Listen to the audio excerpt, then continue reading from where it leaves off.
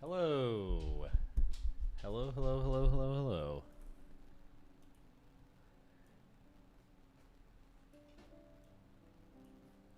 I gave you all easy mode at finding me today because I put the, I turned my lights on.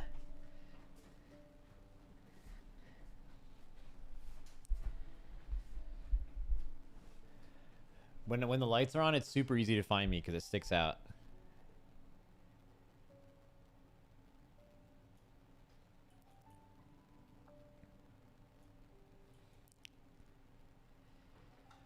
Alright, guys.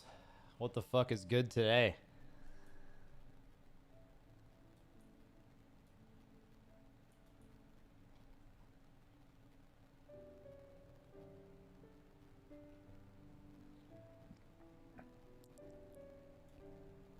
I've had an interesting day so far. I went and picked up my dogs from daycare.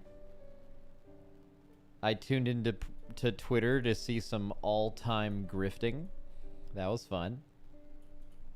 I even sent a little tweet myself making fun of people who still argue over Xbox and PlayStation being better. So we've had a productive day so far.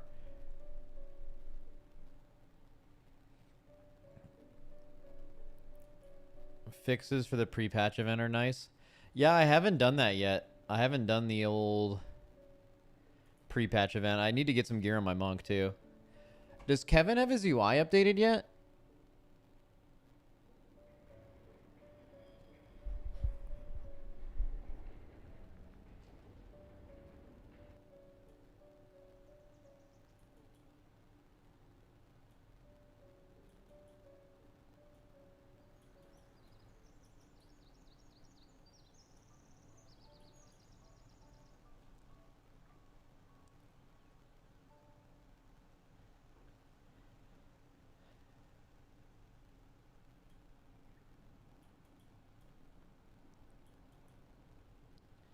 He has some classes in beta for tier 3 subs.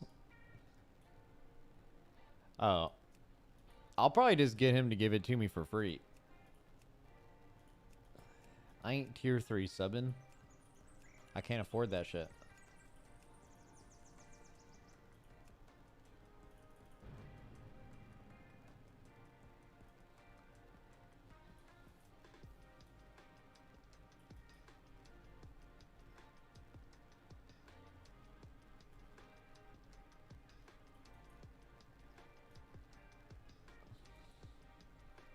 Max, Kevin, give me the UI updates or G-Kick. Kevin's not even in our guild anymore. Bro, Kevin hasn't raided here in years. Dorky said you were a millionaire.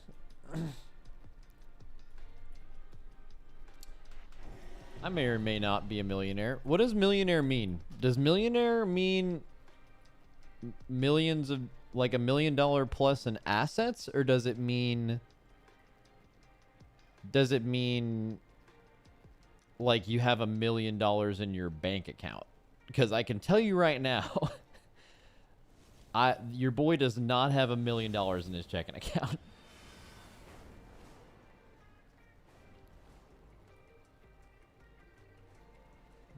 I might be if you count. I mean, I own 35% of a house in LA.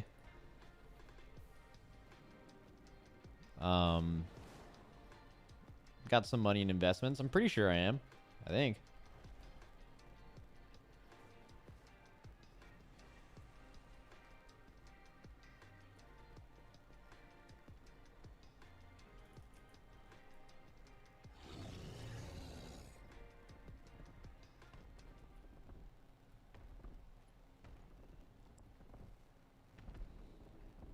But if someone was like, hey, are you a millionaire? And I'd be like, I don't know. And they'd be like, show me your bank account.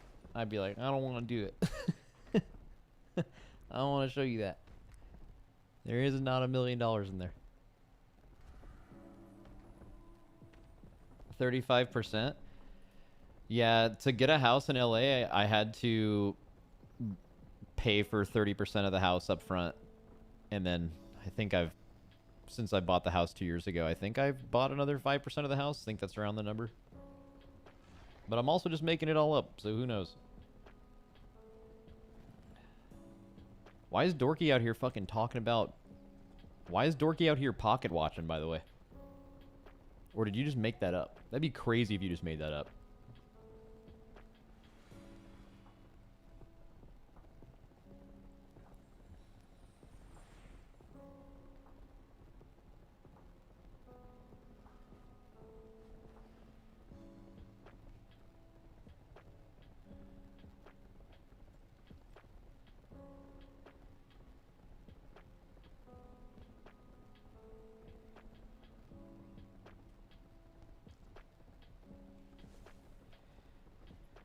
Dorky said he'll go band for band with you. Alright. Dude, I don't think people really do that. Isn't that like the most insecure thing of all time? Like, I know people talk about that. They're like, bro, go band for band as like a way to win an argument with someone. Like they're losing an argument and then they're like, yeah, well, I have more money than you, buddy. It's like, that doesn't mean anything to what we're talking about.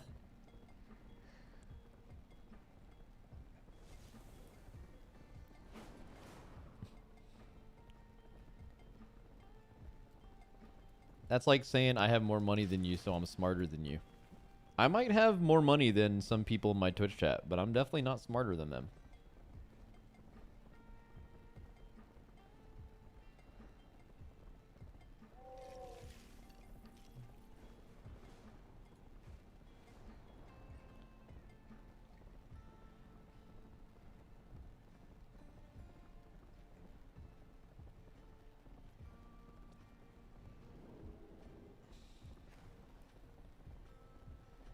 What a blessed day, chat. What a good day to talk. What a good day to just talk about stuff. You know? How does this pre-patch event even work? Like, alright, my monk is in 475 gear. Will I get upgrades from this event?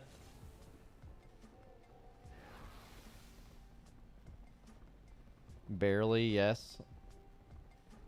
480. Alright, I'm gonna be fucking huge. It goes 500 plus. Up to 502. Let's fucking go.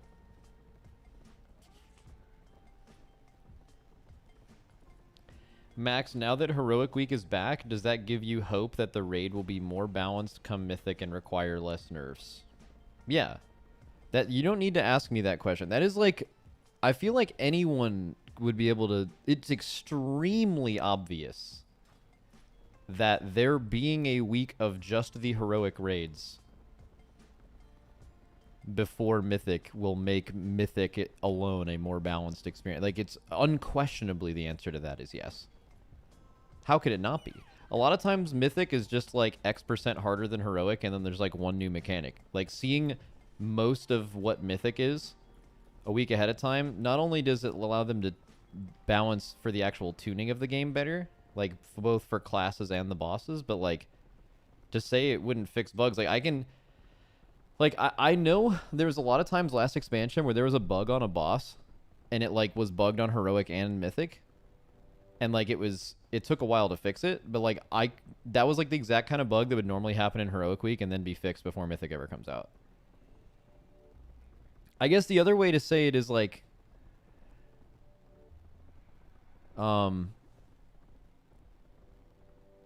like, could it be worse? You know what I'm saying? Like, you're asking me if Heroic Week will make them tune the things better. Do you think the answer to that would be no? Like, it will make it worse? Like, it's impossible for it to be no, right? It's like the answer is obviously yes.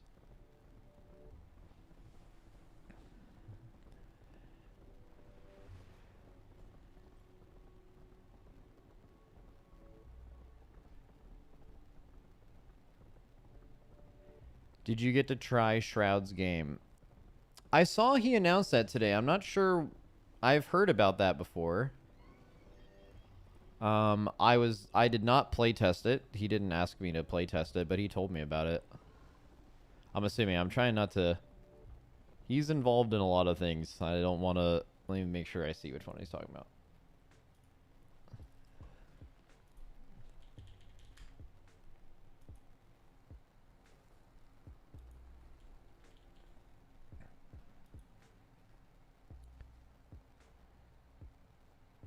It's not the game he's building with Sacriel. Is it? I don't think so.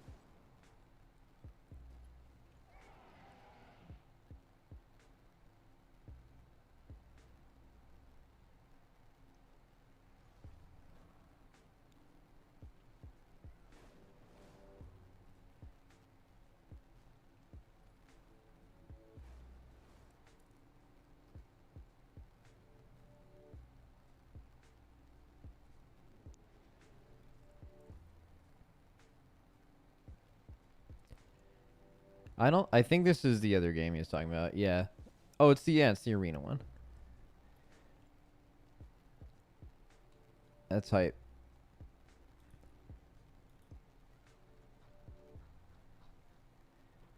Alrighty. Let's go live. Hello. Dude, what is this? Why does Wowhead look different? I don't like this one bit. What is this? Why are there fucking squares? Help.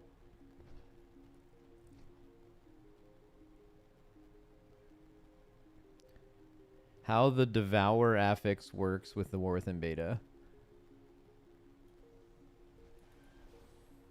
Oh, this is the new Affix. Let's look at it. I haven't seen this yet. Okay, so they're fighting this guy, and he's a frog. Okay. And then 5 people get 4 stacks of a debuff.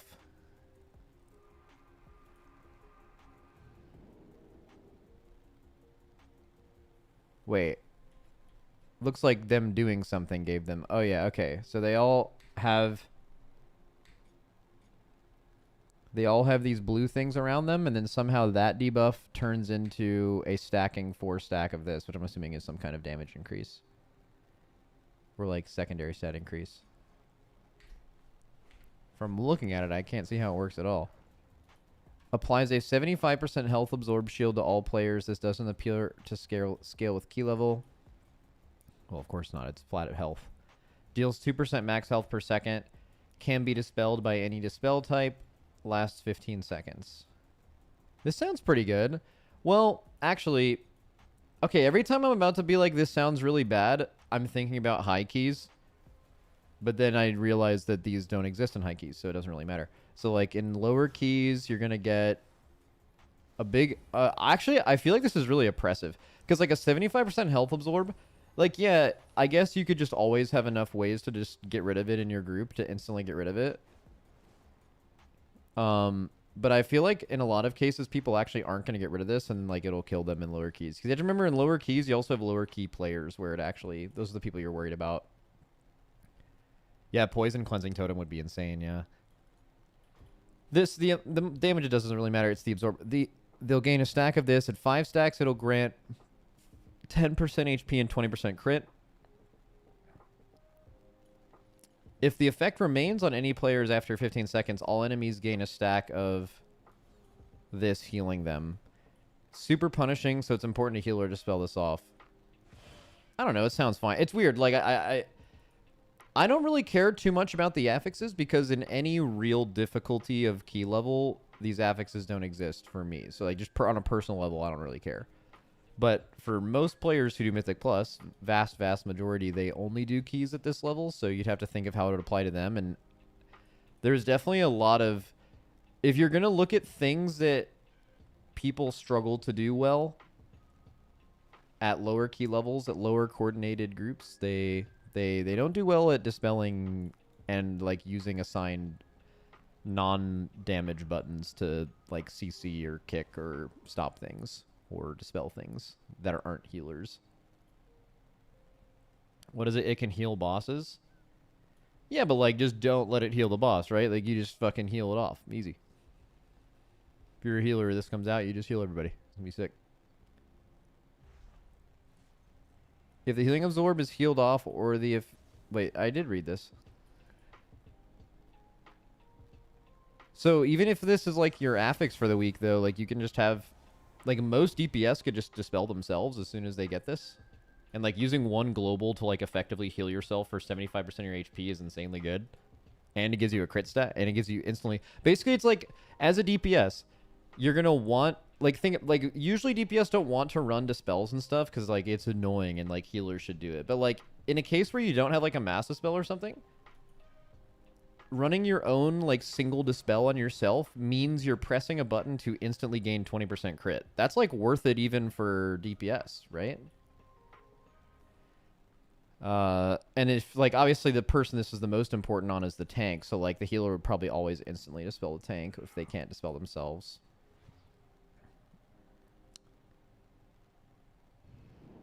I think this is fine.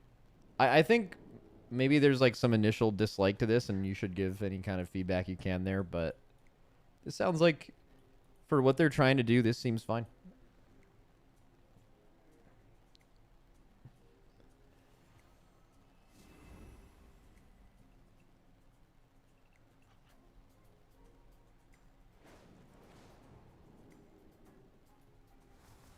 Maybe the healing absorb is too much.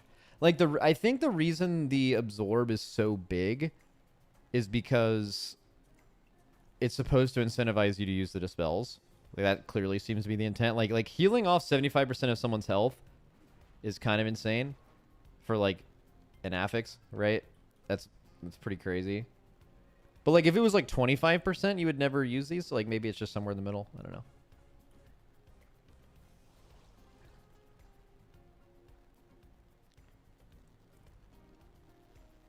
I think it scales off of each person, so 2% health and 4% crit, so you may want to dispel others to make everyone bigger. It didn't look like that. From the Twitch clip it showed, everyone got their stacks... Oh, wait, maybe it showed people getting stacks at different times, but maybe that was a travel time thing.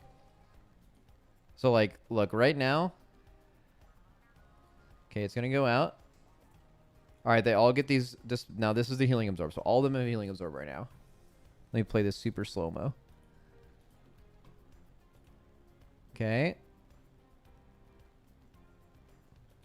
So, Dorky got dispelled, Seraphine got dispelled, and Dewstar got dispelled. Which means, I assume all of them actually probably dispelled themselves. They all have a curse dispel, all three of those classes. And then you see Tettles going over to, I'm assuming, what, Cauterizing Flame himself? Does that even work? Oh, he didn't even need to. What did he use on himself? What did Og use on himself there? And now everyone has 3 stacks. And now they have 4. And then once the Warlock gets it, it'll be 5. Oh, yeah, so you do get it by doing other people's. I don't know. It's fucking... It seems fine. Woo. Love that.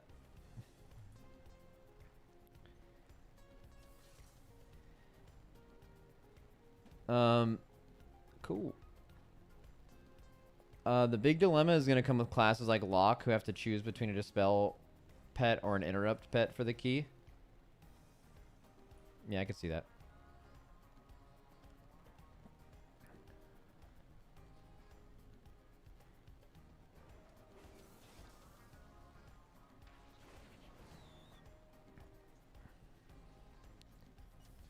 Huh? Xal'atath invades content creator streams and videos ahead of the War Within. What? Each of these Xal'atath invasions is unique to the content creator and calls them out by name. You can check them out below. Some aren't even playing WoW. What? Alright, Platinum WoW. That much more... okay, Platinum WoW.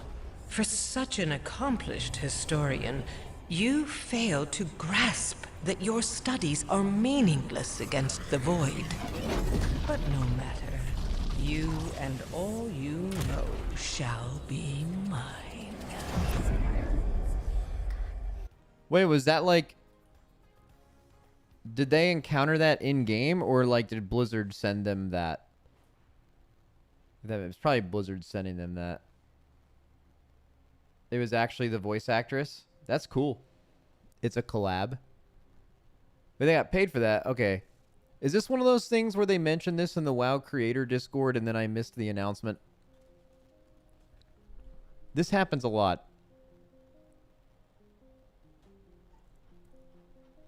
Let's see.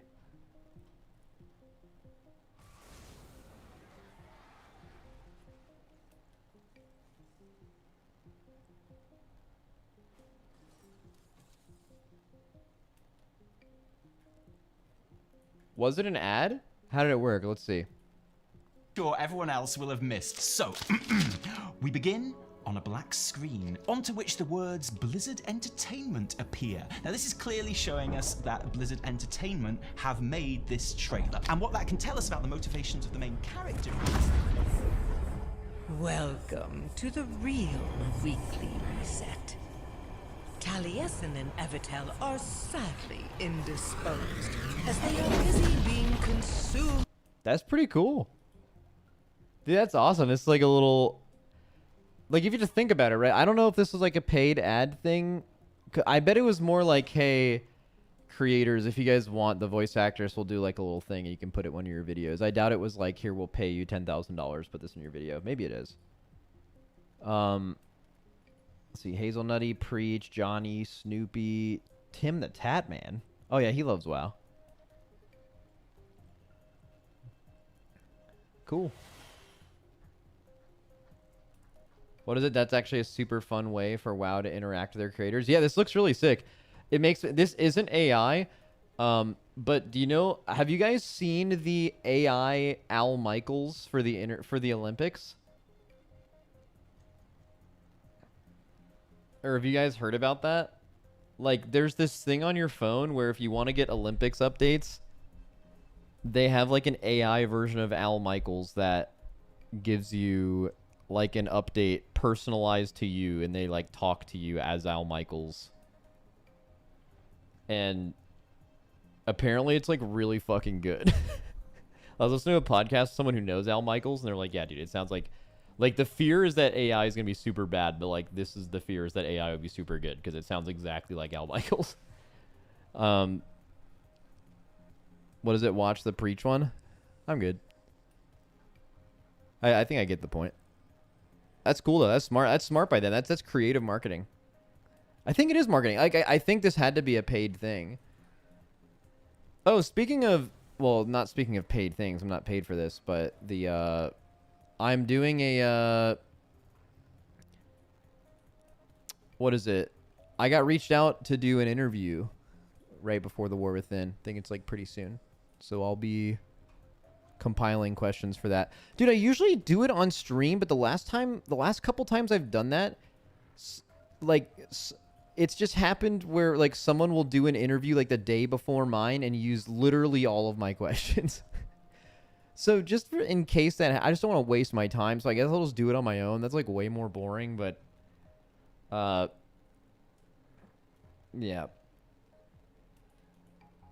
I don't like that shit. Let's see.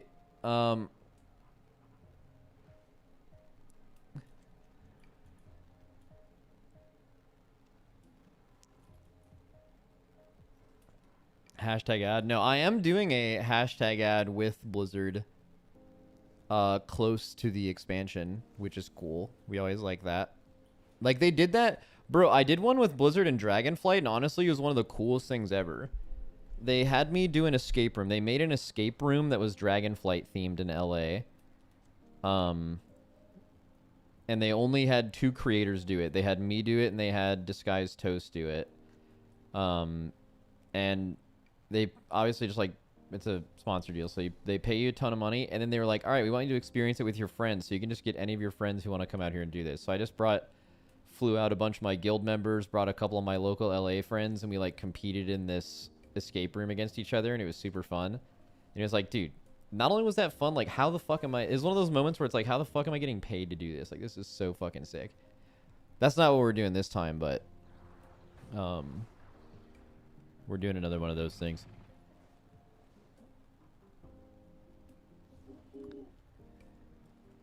Max, love your interviews. You and Morgan Day have a real will they, won't they energy. What? What the fuck are you talking about? What do you mean? The David Harbour one? Oh, yeah. I forgot about that. I should reach out to him again. He said he really wanted to come by. So he fucking loves WoW. He wanted to come by to the race and like, because I think he lives in LA. So he wanted to come by and like see the race in action, but he was filming a movie. I think it was Gran Turismo. I don't know if you guys saw that. He was filming Gran Turismo during the last race, like the beginning of Dragonflight. So he couldn't do it, but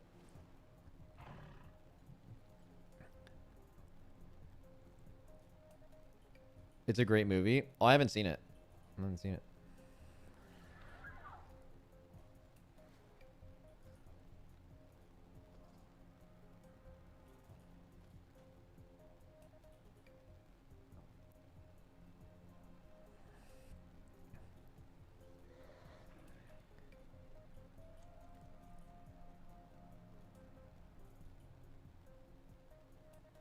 Max, in your opinion, what do you think makes sense class-wise for the next legend? I don't care, man. I don't care, yeah. Okay. Is it dratty time? Is it time for drat? Is it that moment? So we need to kind of figure out what we want to do. What we've done with this before, and we can look back on our Dragonflight one, or we do one for every raid. God damn it, Captain Rogers. All right. What we do is we try to like rate them based on design. But then a lot of people miss the point. They'll like see us rate them on design, and then they'll like come back after the tier and they'll be like, ha, you rated that boss an A? Well, I did it, and I didn't like the gameplay of it. It's like, well, that's not really what we're rating. We're rating, like, cool boss design. So people don't really get what we're trying to do. So I feel like we might as well just change it to be, we're going to rate how much we think you're going to like these bosses. Because that's what people think it is anyway. And then we can actually, like, make the list for that, I guess. Like an example is this, right? Kurog. Kurog is the best boss for this. Kurog is an absolute fucking disaster of boss design. Like, you have your tank has to go into the different element with like an exact timing to get a specific intermission. You never even go to one of the phases. It's a completely failed Lei Shen type boss. But if you talk to most people who do Kurog, they're like, I don't know, it's pretty fun. If you're a healer, it's like, okay, it's really fun, right? So, like, there's a difference between how repeatable and how enjoyable a boss is to progress, and that can be completely different than how good the boss's design is, right? Echo of Neltharion, right? Echo of Neltharion in concept as a design is really cool. Really cool. The execution of it and how fun it was to do that boss really wasn't, right? But you're not rating that. So maybe you can put 2 columns, boss design / enjoyment. Maybe. Yeah, that may, because people don't seem to be able to separate it. If there was a max raid talk bingo card, Kurog as a failure would be the free square. Yeah, I mean, I bring it up every time on purpose. It truly is a disaster.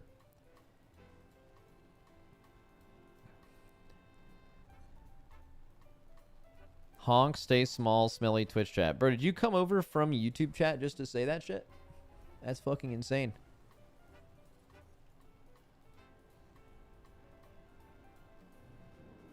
Stone Legion Generals could also be a free space. Really? I don't feel like I talk. I feel like that's more of a Dratnos thing. I feel like I never think about or talk about Stone Legion Generals until someone else brings it up. Not Kurog, though. Kurog lives in my mind rent-free all year.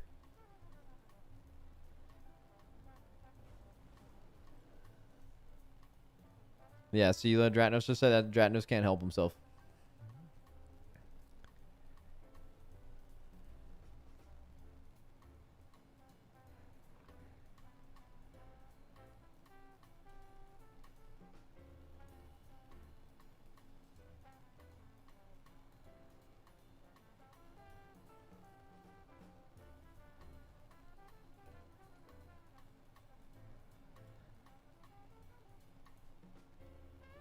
Max's free spaces are Kurog is dog shit and Lei Shen is Biss. That's true.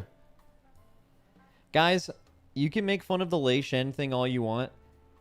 If they made an end boss with the Lei Shen style design and you guys watched us and Echo progress and try different versions of the fight, and then like later in farm you even used a different version because of like having more gear and stuff, I promise you, you would have like the highest possible opinion of this fight. I'm preaching the good word, trust me.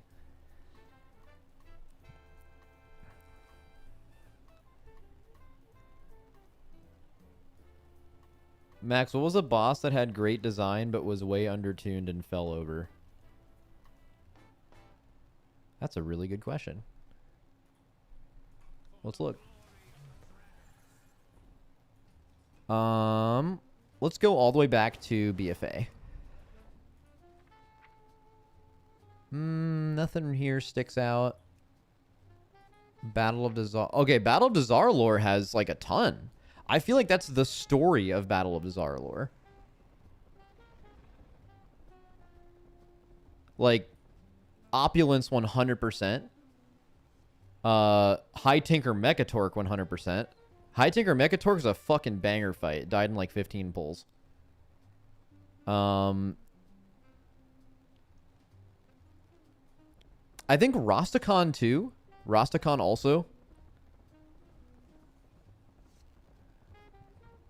Mechatork was an 80 to 100 pull boss for most guilds, mate. I mean, you're asking for my opinion, right? I don't give a fuck what other guilds are doing. Here we go. Crucible, Eternal, Crucible. No, both those bosses are pretty challenging. Maybe Ashvane? Right? Like, Ashvane as a concept was great. And the fact that you just used a third tank to cheese the fight certainly removed a lot of its value. So, like, I would say Ashvane, if it took a little longer to kill and you didn't use the tank cheese, would have been a significantly better fight. Right? None of the rest of these. Nyalotha. Nothing really in Nyalotha that fits that description. Shadowlands. Nope. Well, I mean, I guess you could say like Zymox. Like, Zymox is fucking amazing design.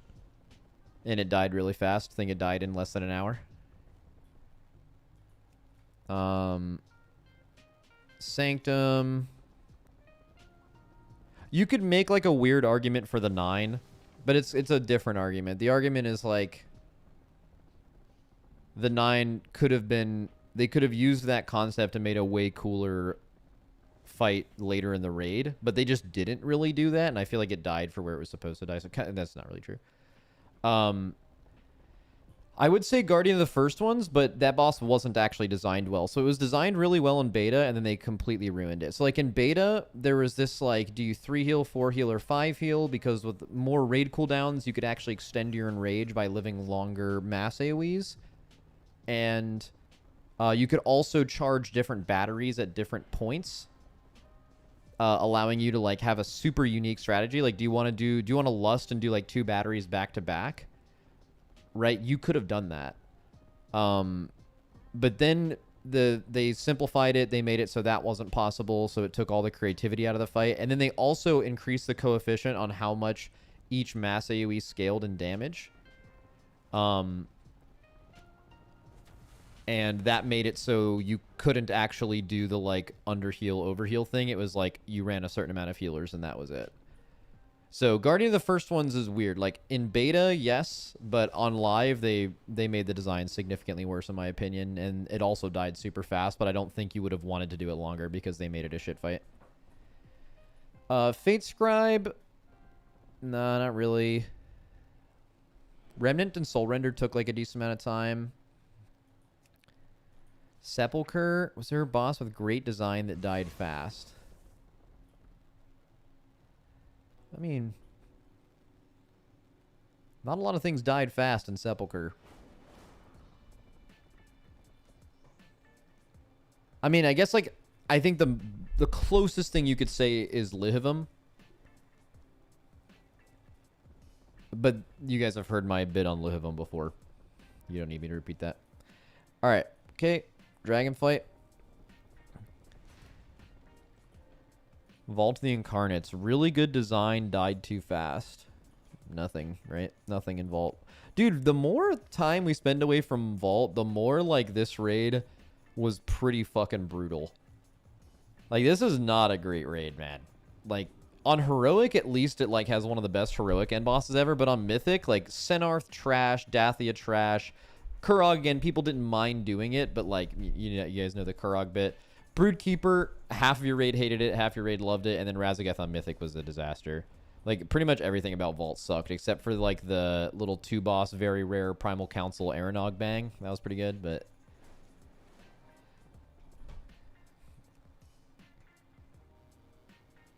Taros was the only good boss. Dude, Taros was the only good boss, and almost every guild never pulled it. Or almost every Mythic group never pulled it, because the most efficient thing you could do for gear was to kill Aranog and Primal Council, and then never pull Taros because the loot was so bad, and to not taint your potential Great Vault 2-box.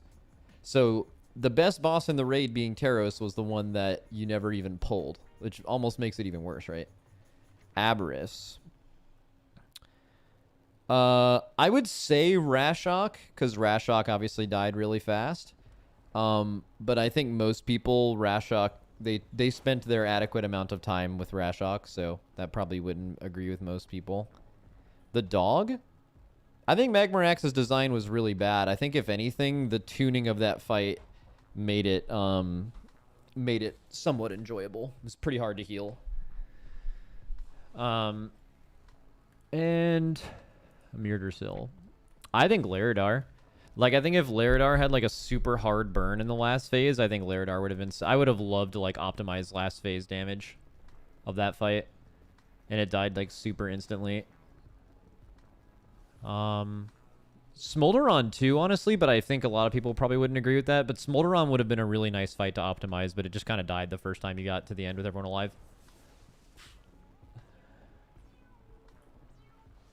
That's probably about it.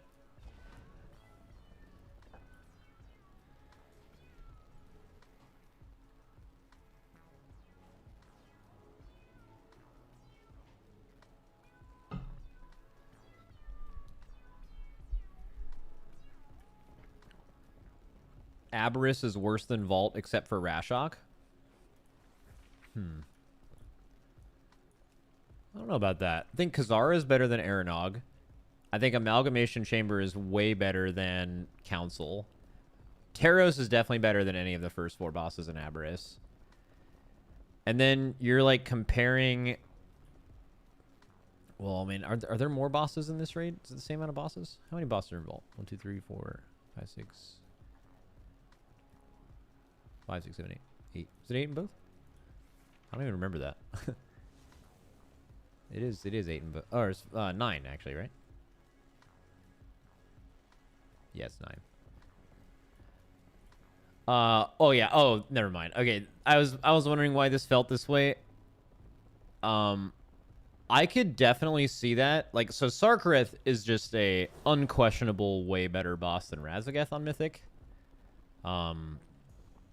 But Echo of Broodkeeper was significantly better than Echo of Neltharion. Kurog and Dathia versus, like, Magmarax and Skarn is, like, kind of what you're looking at. Although Rashok, there's an extra boss in here, so it's, like, kind of hard to compare it.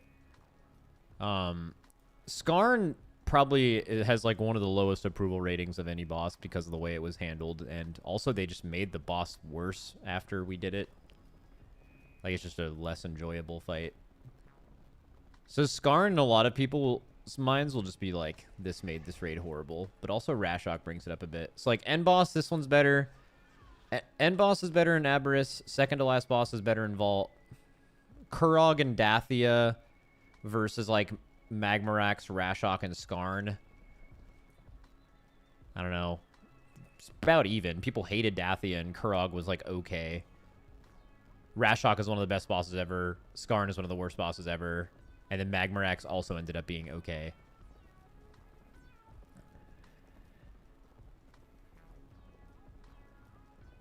I don't know.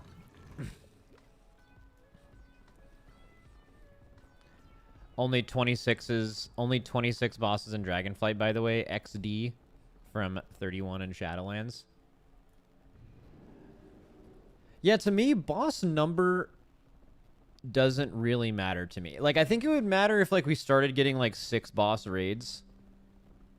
But, like, to me, an 8 boss raid and a 10 boss raid, which is basically the difference in what you just said. Like, if all of Dragonflight were 8 boss raids and all of Shadowlands were 10 boss raids, that would be the difference in bosses that you just stated, right? It would actually be, you would even have one more in Shadowlands. And I think 8 boss raids and 10 boss raids are the same because the extra 2 bosses you're getting are not end bosses. They're not second to last bosses. They're not third to last bosses. They're usually filler in the middle or at the beginning.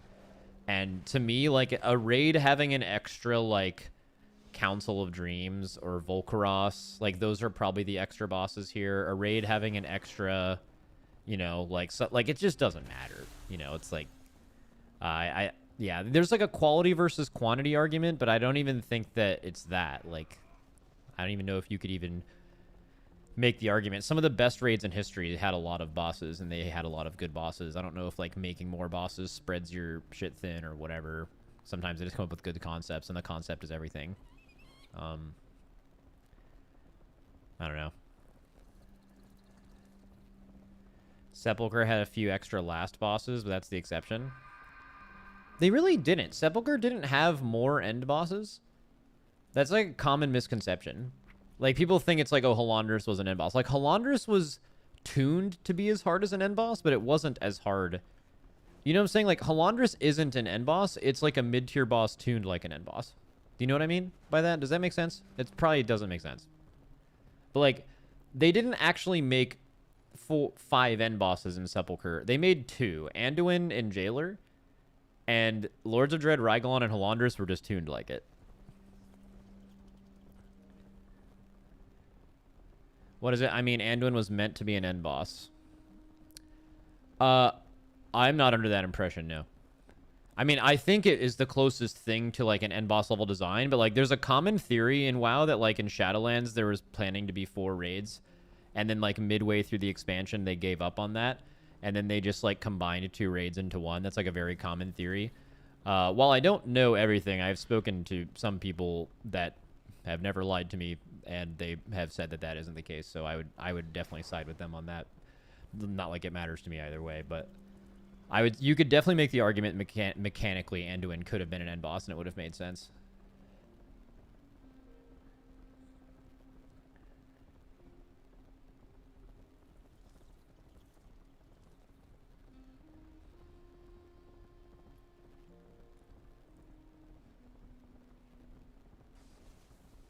Max, how do you feel about Blizzard re-releasing like a 1-boss raid where it's just a boss with end boss level design? I mean, you're asking me, right? Person who gets out of bed in the morning to figure out and kill really hard raid bosses. The answer to Max, how would you feel if Blizzard made more of that? I'd be like, that sounds really fucking sweet, right? Like, that's what other answer are you ever possibly going to get from me? I think if you're looking like in the broad design of WoW's game design, you have to ask yourself who you're making that content for. And a lot of the times with the current cadence of how this game is played, you are making that content for a very small amount of people. Crucible of Storms is an excellent example of this, by the way. Like, that's basically what Crucible of Storms was. Like, 3 months, not even 3 months, actually, not even 3 months after Battle of Dazar'alor was released, people are still getting farmed by Jaina in that whole raid. And they released super hard raid content. They released it hard on purpose because they knew the only people that would even be there to pull it at the time were people who were already done with the other raid really fast. Right? And universally not as... There's a lot of people who are really not fans of that because they just feel like they released content for no one. Like, a very small amount of people interacted with that content. So I doubt they would do that again. But if you're asking me what I would want, fuck, I wish they did that every month. I wish every month they released some, like, super hard boss. That'd be sweet.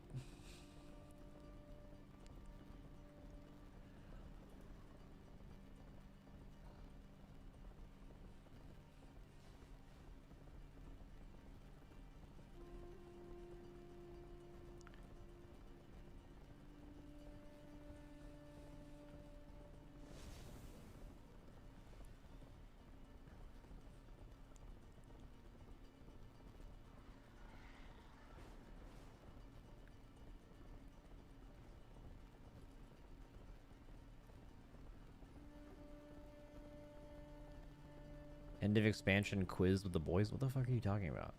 Random 5 gifted proc? Yeah, I never understand that. Let's go. Shout out the gifted subs, though. All right. Is it about time to do this, do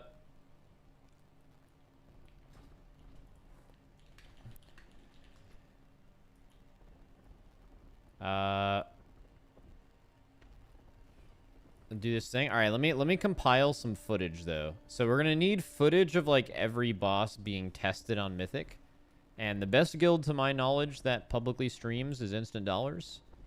So we'll find, let's do some Instant Dollars.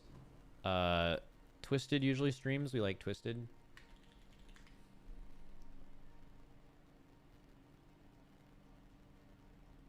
This is him, right? Yeah. Let's see what we got here. Nope. Now you do. Oh, this is Cataclysm Raid.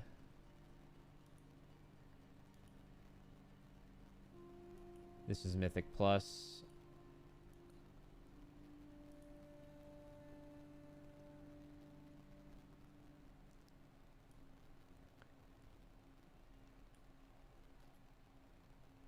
All right, what do we got here?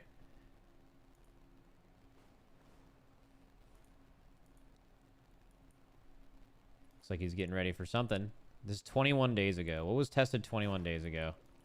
Oh, dude, we're going to have to find the best pull for every... I mean, you're probably not going to see a lot of good pulls for Silken Court P1. Silken Court P1 was a fucking wild ride.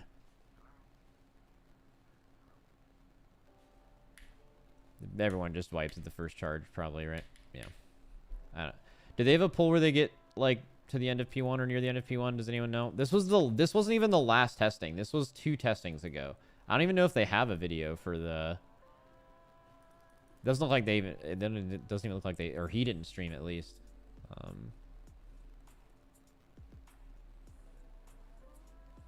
One of the ID healers made a healer POV of all the best pulls for the raid. Wait, really? That's fucking amazing.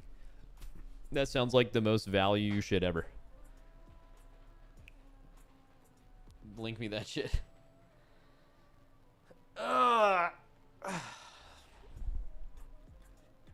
Probably Millie.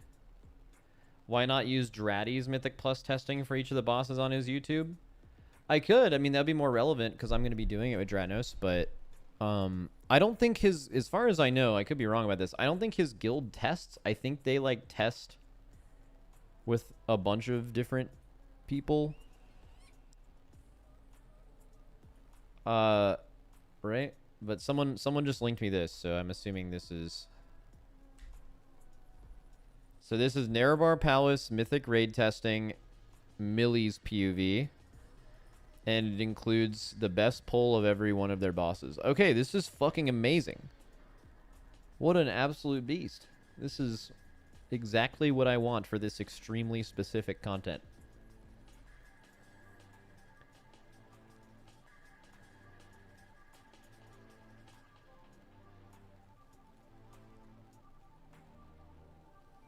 What is it? Dratnos testing a pre... Yeah, but I'm saying, like, okay, this is no flame to the... Like, Dratnos raid's in a really good guild, but, like, if you're doing testing with, like, most of your guild and also a bunch of other random people that don't normally raid together, like, you're not gonna probably see as far as...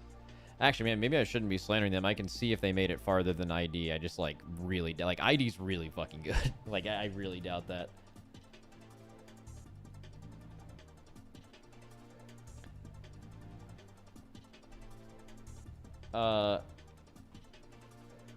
Okay. What the fuck just happened to my lights?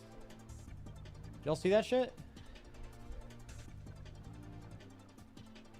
That's not good.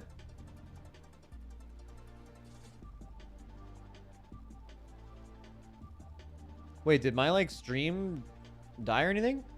No, it didn't. Weird. I mean, that just looked like my power went out for a second and then came back, but maybe it was just an outlet or something? That's really weird.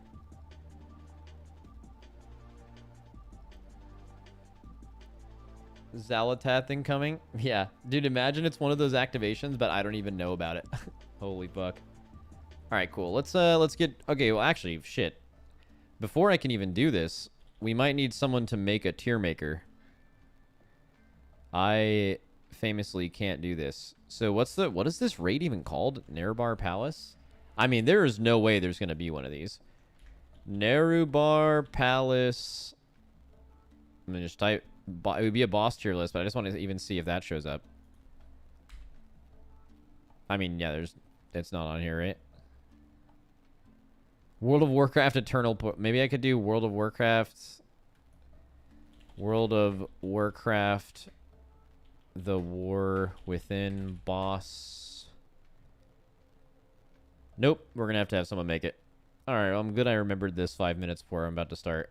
Alright, if someone could be an absolute beast and they know how to make tiers, if they know how to do tier maker, all we need is just like a little tier maker and just a picture of all the bosses. That's all. And then that'll be great.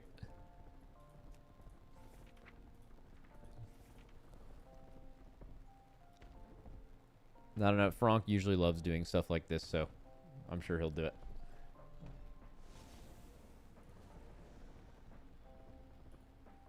There's a list that has names but no pictures. Oh, can you, well, you can't link anything. Fuck. What'd you search for? You look especially homeless today, Max? Thank you. Thank you, thank you. Search Nerub-ar. Oh, with the apostrophe in that bitch. Ah, I mean, that'll work, right? Doesn't look very good, but it's got all the boss in it. I mean, this'll be fine, right? Like this is fucking whatever. This is totally good.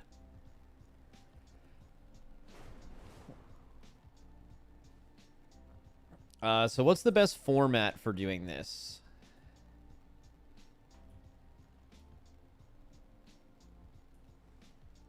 Okay, we talked about this before, where we might need 2 different lists. Because people... You know, I'll just call Dratnos and we'll figure it out.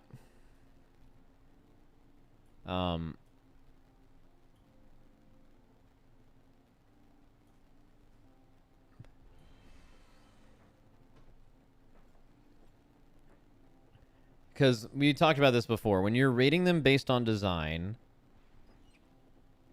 people don't get it. Which kind of sucks. So then what people think it is, they think you're voting on what's going to be the most enjoyable.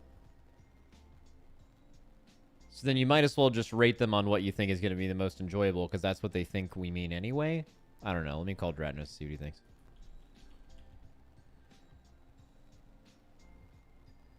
The raid not even out yet, and we're already milking this. This is the first tier list I've made in 6 months. Also leave.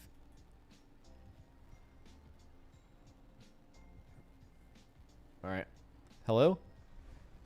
Yo-ho! Hey, what do you think we should do? Have you heard about the dilemma? I saw a little bit, but I haven't been watching for the last, like, 15 minutes, so... Okay. So here's the dilemma. So we always rate these, and we kind of talk about the boss design and where it is. I think previously we've actually called it the boss design, like pre-raid boss design tier list. But then, like, after the raid comes out, people are like, you said this boss was going to be good, and I don't like it. And then that's not what we were saying, right? We weren't rating them based on how enjoyable these bosses would be to do over and over again. It was like how good the design of the raid fight is.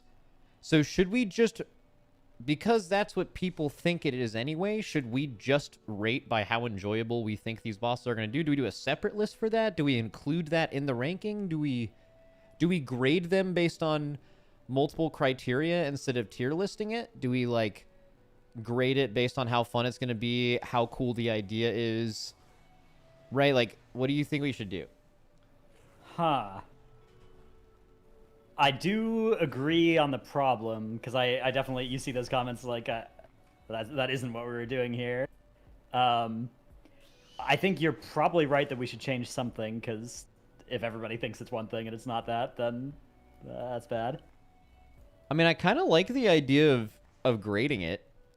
Yeah, we could have like 3 criteria or something, like how well designed is it?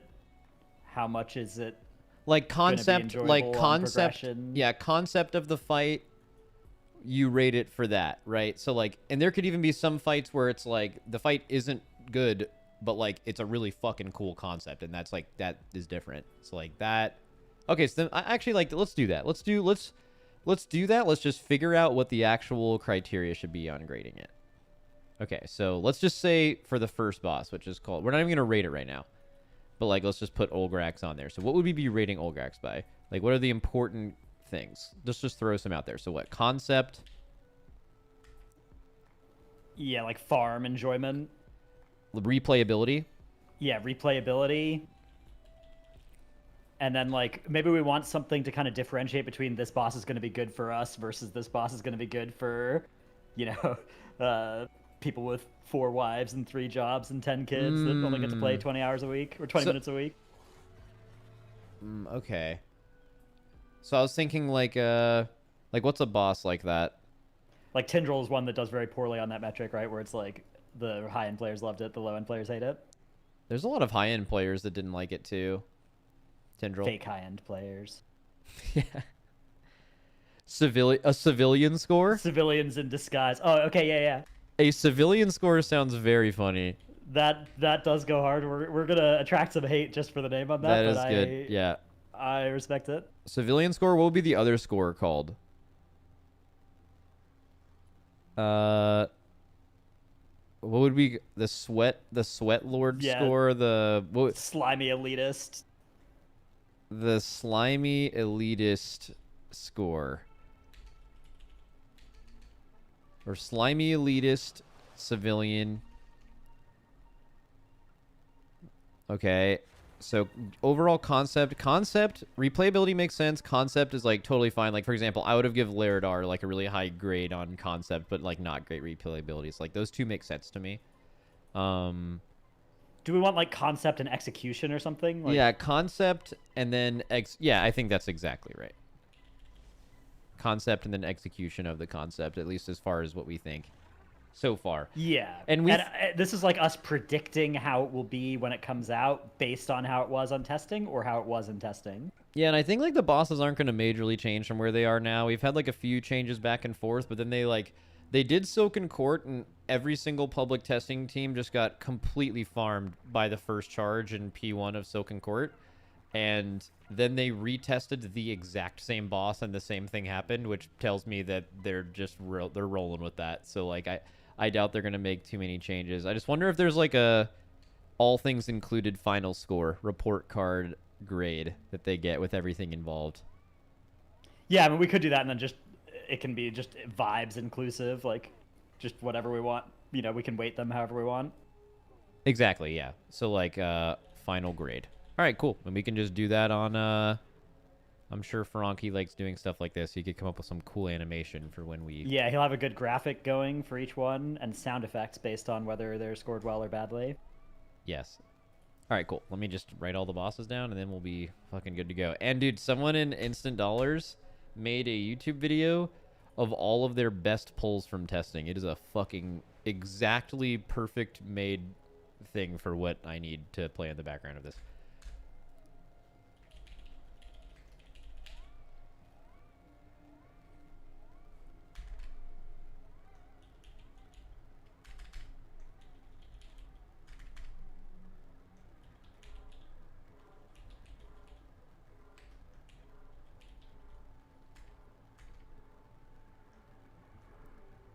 Oh man, I'm actually looking. There's actually, I think, a lot of good bosses in this raid. I think. I haven't taken a lot of time to think about it before right now, but I think so. Is that your general vibe? Yeah, I'm pretty positive. I'm a little skeptical of a few, but pretty positive overall. All right. Alrighty. Why not spreadsheet this? Because I want to do it in Notepad. So. That's why. Get mad. Stay mad. I just need to figure out how I want to actually portion my screen now. Probably just this, and then one Firefox window, and then I'll play that, YouTube video.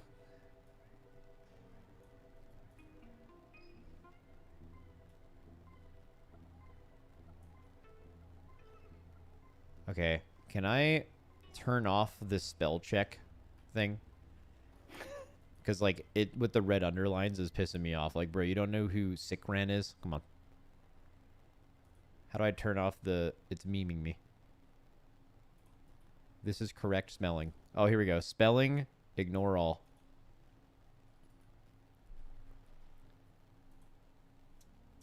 Turn off spell check. GG. There we go. And I just need to find a good spot for chat.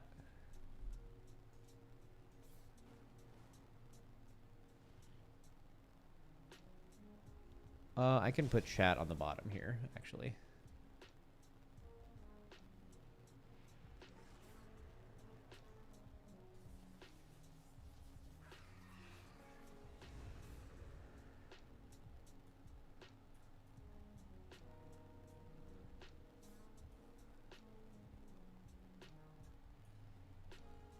All right.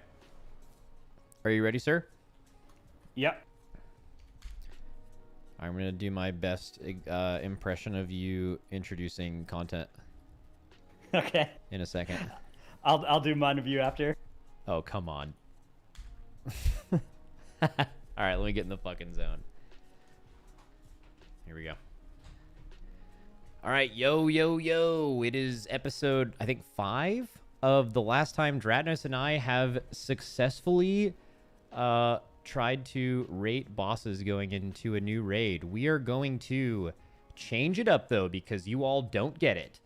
We are going to give like a report card grade, kind of, and we'll go over those. Dratnos will go over those in a second as me and tell you what we're rating them on. But basically the idea is to kind of generally go over the raid fights and also just kind of bounce some ideas off each other and how we think they're going to play out. Yo, what's up, chat? We're doing a little slurp today. We're gonna just go through and I don't know. We've got some ratings for the bosses and yo.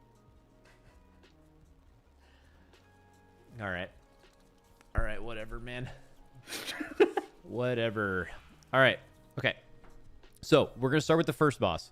I think coming from Dragonflight, this is a super weird thing to be good at, but I feel like they had a lot of really good first bosses. Like we haven't had an absolute stinker of a first boss in a long time, right? Yeah, I think they were all bangers in Dragonflight. That's definitely true. Actually, even going back to Shadowlands, they were all pretty good too. Like for different reasons, different types of good first bosses. It's been since like Hellfire Assault, where there was one that everybody hated, but BFA had some pretty bad ones too. BFA like had Champions. Champions of the Light. A lot of people right now are immediately about to point out that they thought the first boss of Sepulchre was bad, but we want to point out that on Mythic, that boss was actually just fine, and you're thinking of the heroic version, which is Right. admittedly very, very bad. I think that's probably good to clarify in general, is we are mostly talking about Mythic today. That's where we're at for like all the bosses. Yep. We are, yeah, exactly. And we will have some Mythic testing to play in the background as we are looking at this. So starting with Ulgrax, let's just talk, I guess, about the concept. So the way this fight plays out is there's just like they've got there's some webs on the ground. There's some green stuff you want to spread out from other people, but also remove the webs. If you get hit by the webs, you get stunned. Boss does a few other first boss mechanics, including a little suck that is actually you have to get kind of away from the boss for. And then the intermission is you kill a bunch of ads, and then you have to like take the meat from those dead ads and feed the boss or something. Is that right? And then you just repeat P1 after that's over. But also the boss learns these like crazy... What's the lore? How did the boss learn these crazy shadow abilities? Who did he learn this from? Xal'atath, maybe? I don't know. That's a great question. Like, I just don't understand how this bug learns how to do all this. But, okay. What are you thinking for initial impressions of this? The concept, I think, is fine as far as first bosses go. I found the execution to be kind of annoying because, like, you've got this fight that is offering you this ad spawn, which should be a fun AoE cleave moment, but they kind of spawn staggered and you're having to move. And they're super far from the boss. Like look at this picture right here. This is how far you have to take this to the boss to get him out of this phase. And it's not like everyone just takes one and it's over. You have to make like multiple trips. It's not great. I think. I agree. Yeah, I think that this is like is the concept it's not going to be particularly fun to replay. Is the concept even good though? Like the concept is basically, I mean, they've done this before where it's like first boss, there is one phase and then there's like another phase, then you go back. It's like these repeating two-phase thing. They did it with Aranog, they did it with Shriekwing. They've like this, there are good bosses that have this kind of format. Even though the concept of this, I guess, is slightly different, but I don't know. I would say the concept is pretty mid, right? It's like not trying anything. It's been done before, probably like a C, maybe something like that. I don't think it's a particularly compelling like version of this idea. Yeah, like Aranog was cool, right? You're literally like, we got to kill this wall before it gets to us. That was sick. Whereas here it's like, yeah, there's some bugs. You know, they're small, they're annoying, they're all over the place. Have fun. Do you think the execution, what would you rate the execution? I think the execution's even lower than the concept. Like yeah, like a C-, D+, something like that. Yeah, I would put D+. Yeah, that not good. And replayability, I think that might get the worst grade here because like just think about not the first time you're killing this, which I guess maybe isn't going to be like a super impactful moment for your life because it's the first boss, but I mean, you're going to be like loading in every week to like just do damage in this phase and then just I don't know. Think about it though. If you're not someone who has to take all the stuff in, maybe it's just like you get to do mass AoE and that's nice, right? Like that's even then they're spawning staggered, so you're kind of like, should I use my cooldowns now or wait for another ad to spawn? And then by the time you wait for another ad to spawn, another one has died, and then your raid leader's yelling you to take the thing to the boss, but you're trying to do damage, and then it's like, and then it just becomes a boss where you don't care about your performance at all, and I don't think that's great. And yeah, like it's gonna be fine due to the fact that it's the first boss, and so it's never gonna be like one that you're like, oh gross, we have to re-kill this boss and like we're gonna wipe to it.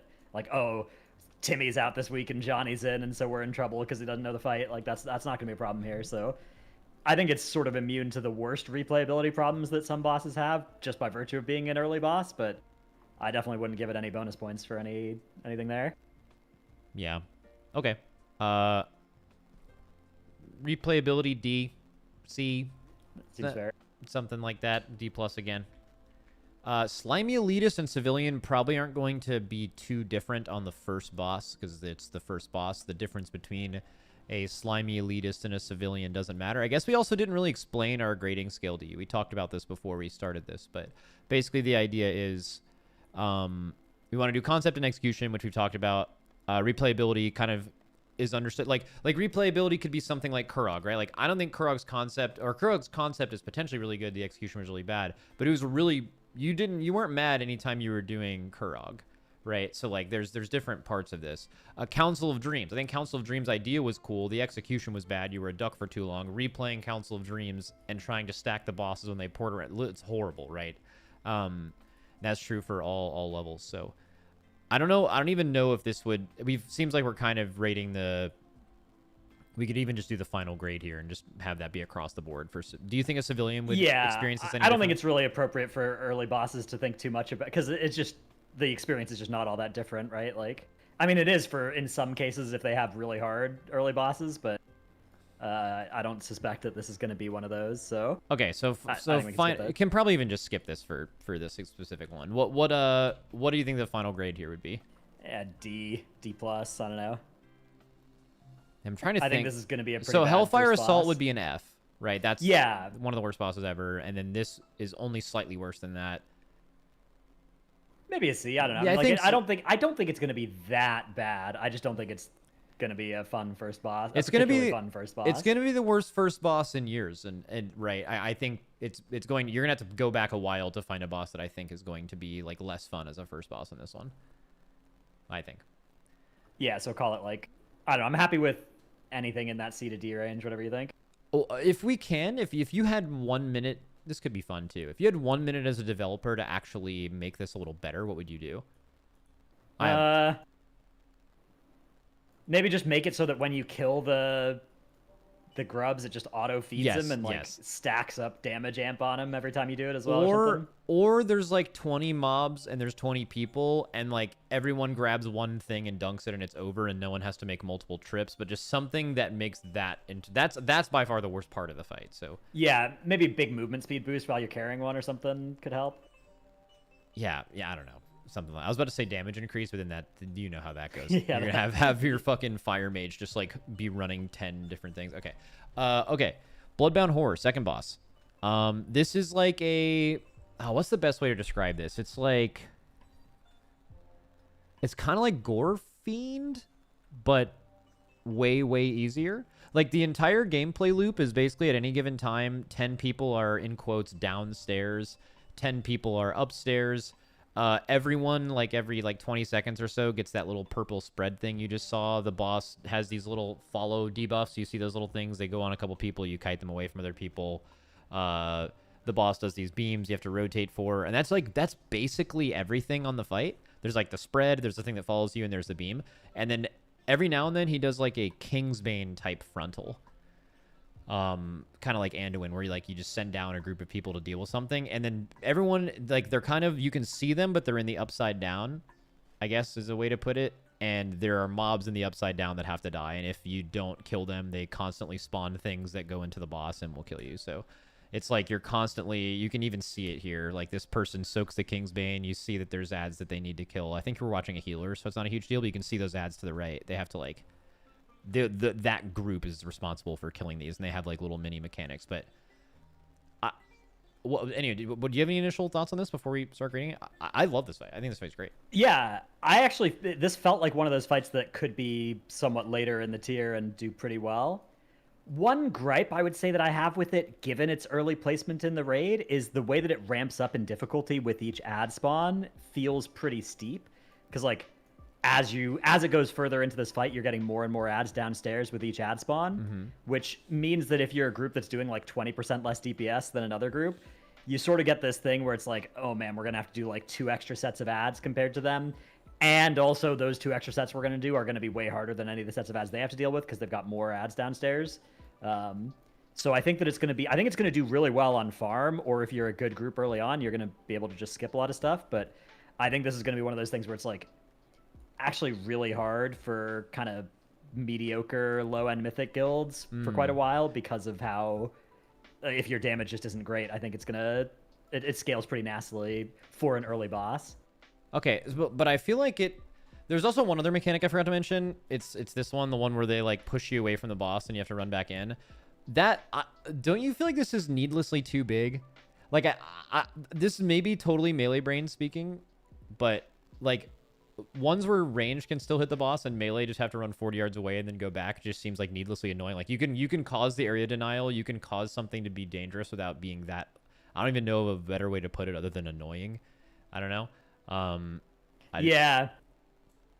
This boss also has an interesting thing where your tanks, it's really important how your tanks position, because they're setting up the, like, cutter beam thing, and it's, like, based on, like, whenever you have that, that's something that some guilds are going to struggle with and other guilds are going to, have absolutely no problem with too. Yeah, also, I don't know. It's I think that part is fine too, though. Again, like, these feel like kind of fun parts about the fight. Also, it looks like I'm maybe wrong about the ads. Yeah, I wasn't aware of you saying that, so I was like, oh shit, I guess they changed something. But someone in chat mentioned that, yeah, they don't actually ramp as the fight goes on. Also, this beam that you're seeing, yeah. Like, you constantly have 2 groups of 10 that are in different parts of this phase, because, like, if everyone was together, you'd probably, like, really easily cleave each other all the time with that spread mechanic that happens pretty frequently. This, like, beam comes out of the side of the boss. I believe it is fully baitable by tanks, so, like, there's a little bit of tank skill in this fight of, like, making sure that it's not going to immediately run into your downstairs group who's killing ads, but also not, like, running into other groups. Like, I think that's, like, kind of cool. I think this is fucking awesome. I would... There was another... I don't know if they changed this behavior as well, but... when it was tested, sometimes you could kind of get the 3 ads clumped, and sometimes you could get them, like, all equidistant around the room, and that would change dramatically how annoying it was or how difficult it was to kill all of them in time as well. So that's the kind of thing where, again, like, it's probably not going to matter too much for a lot of guilds. You're probably not... It's not going to be a thing where it's like, okay, we'll kill it as soon as we get good spawns. But there definitely will be some pulls where it feels way easier than others. Yeah. Yeah, I think there's 3 spawn spots, and it can kind of just go... Yeah, it would be nice if, like, the first one was... like, at least that one was set in stone or something like that. I would give the concept of this is, I mean, it's Gore Fiend concept, but just made for a second boss, and I think they did that well without making it too hard. So I think the concept of this for me would be, like, really high. I don't know, like, I don't know if it'd be an A. Like, what is a second boss trying to do for a concept if you're trying to rate it for where it is in the raid? It's not blowing your socks off. It's not incredible, but, like, can a second boss even be that? Like, this feels like a, if this feels like a good fight design, like, kind of like a staple bread and butter, good mechanic, well executed.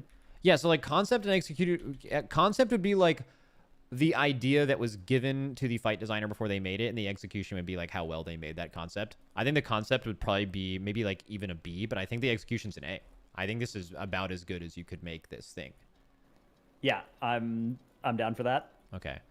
And then replay. I think this is going to perform better. Okay, replayability. I think replayability is good here. Like this is going to be one of those fights where every week it gets quite a lot easier and faster and more fun because you sort of get double value on extra damage, right? Because you're killing the ads faster and then skipping more ad phases, and all the pushes are like free. So I think this will be a really fun one to rekill where it just gets a lot easier. Mm-hmm. Okay. And then I also think elitists will like this more than civilians, 100%. maybe.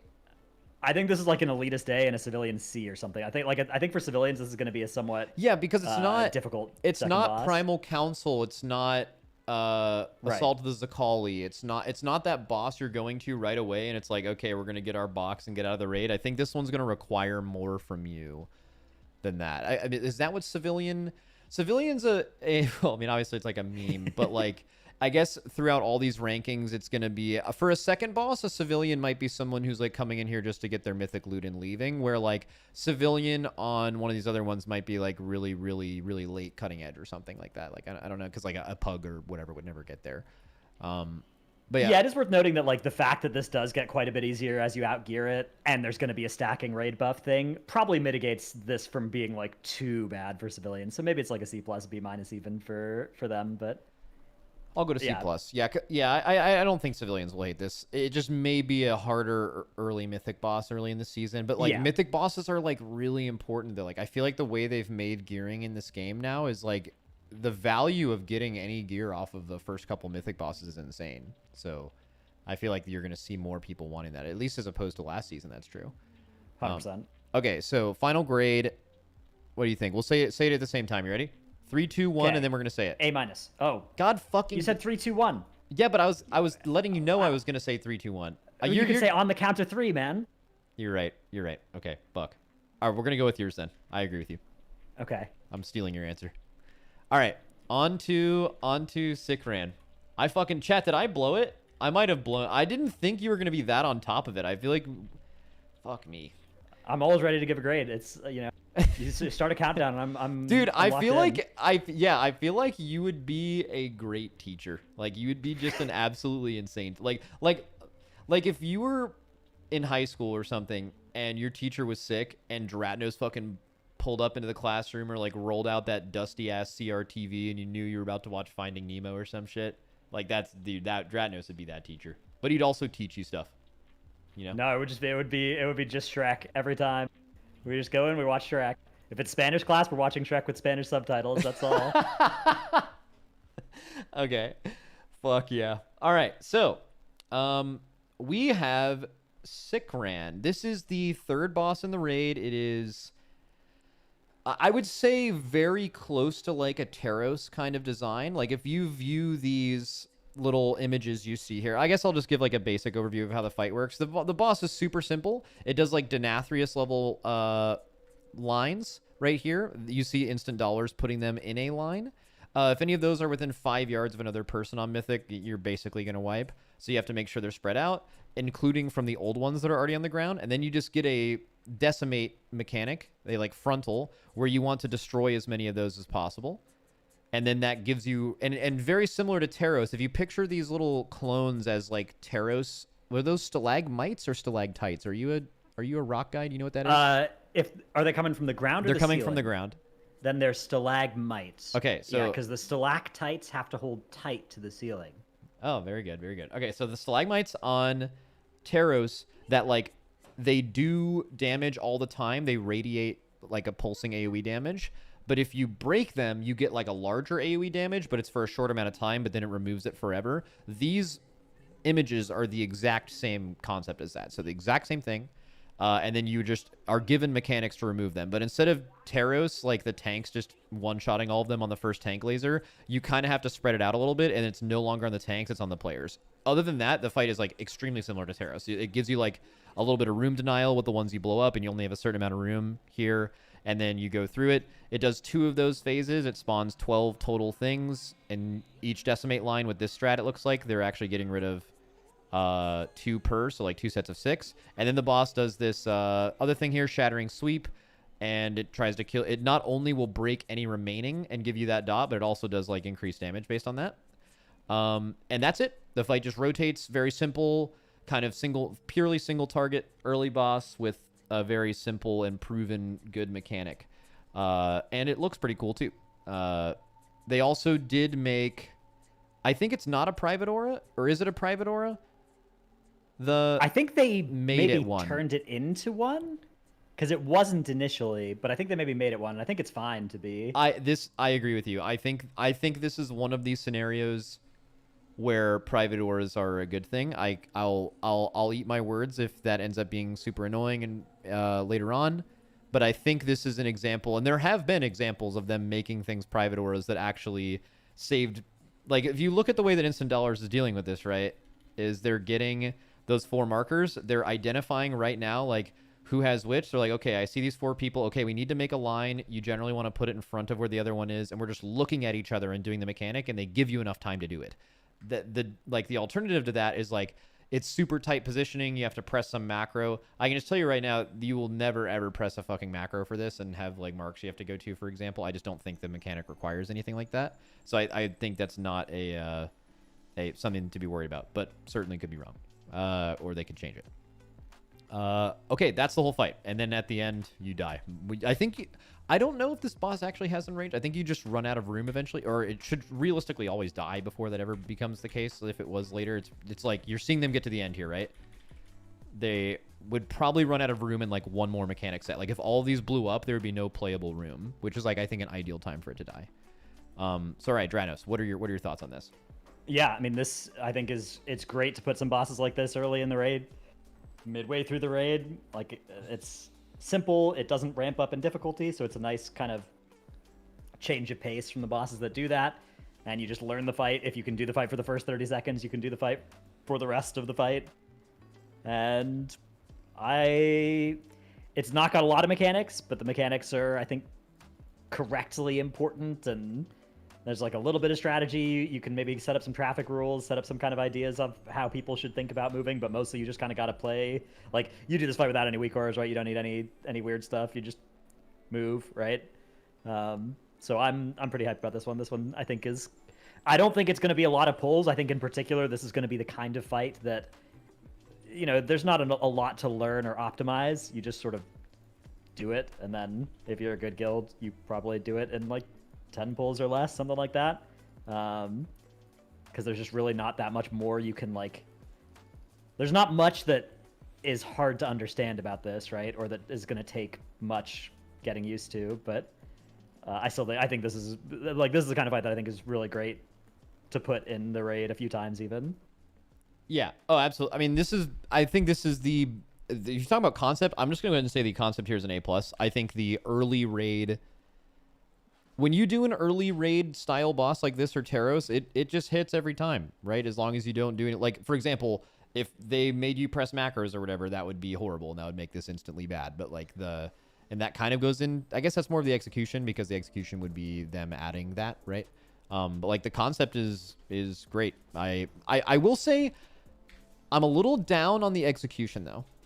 So when you make a Taros style mechanic, over the course of 2 minutes, they're going to give you 12 things you have to blow up, and if you leave any of them, if you don't break them on time or whenever you can, you are punished by having more ramping AoE damage, and you like obviously significantly take less damage if you break them as soon as possible, right? It's the point of fights like this. Taros, you could leave up every stalagmite in the fight, but if you did, you would eventually just take too much radiant damage and die. So you have to plan out cooldown phases to like remove them and get rid of them. That's what makes these fight cool. So this fight has that set up, but they also added an extra punish, in my opinion, for no reason. So the way they made this boss work on the last testing is like if you go into that shattering sweep with literally any of them remaining, what should happen is it should be really dangerous, and you should, you know, be able to like heal through it and play for it, but like you've now taken extra damage for this long because you never did that, or oh, you missed that earlier, you have to deal with that forever now, whatever.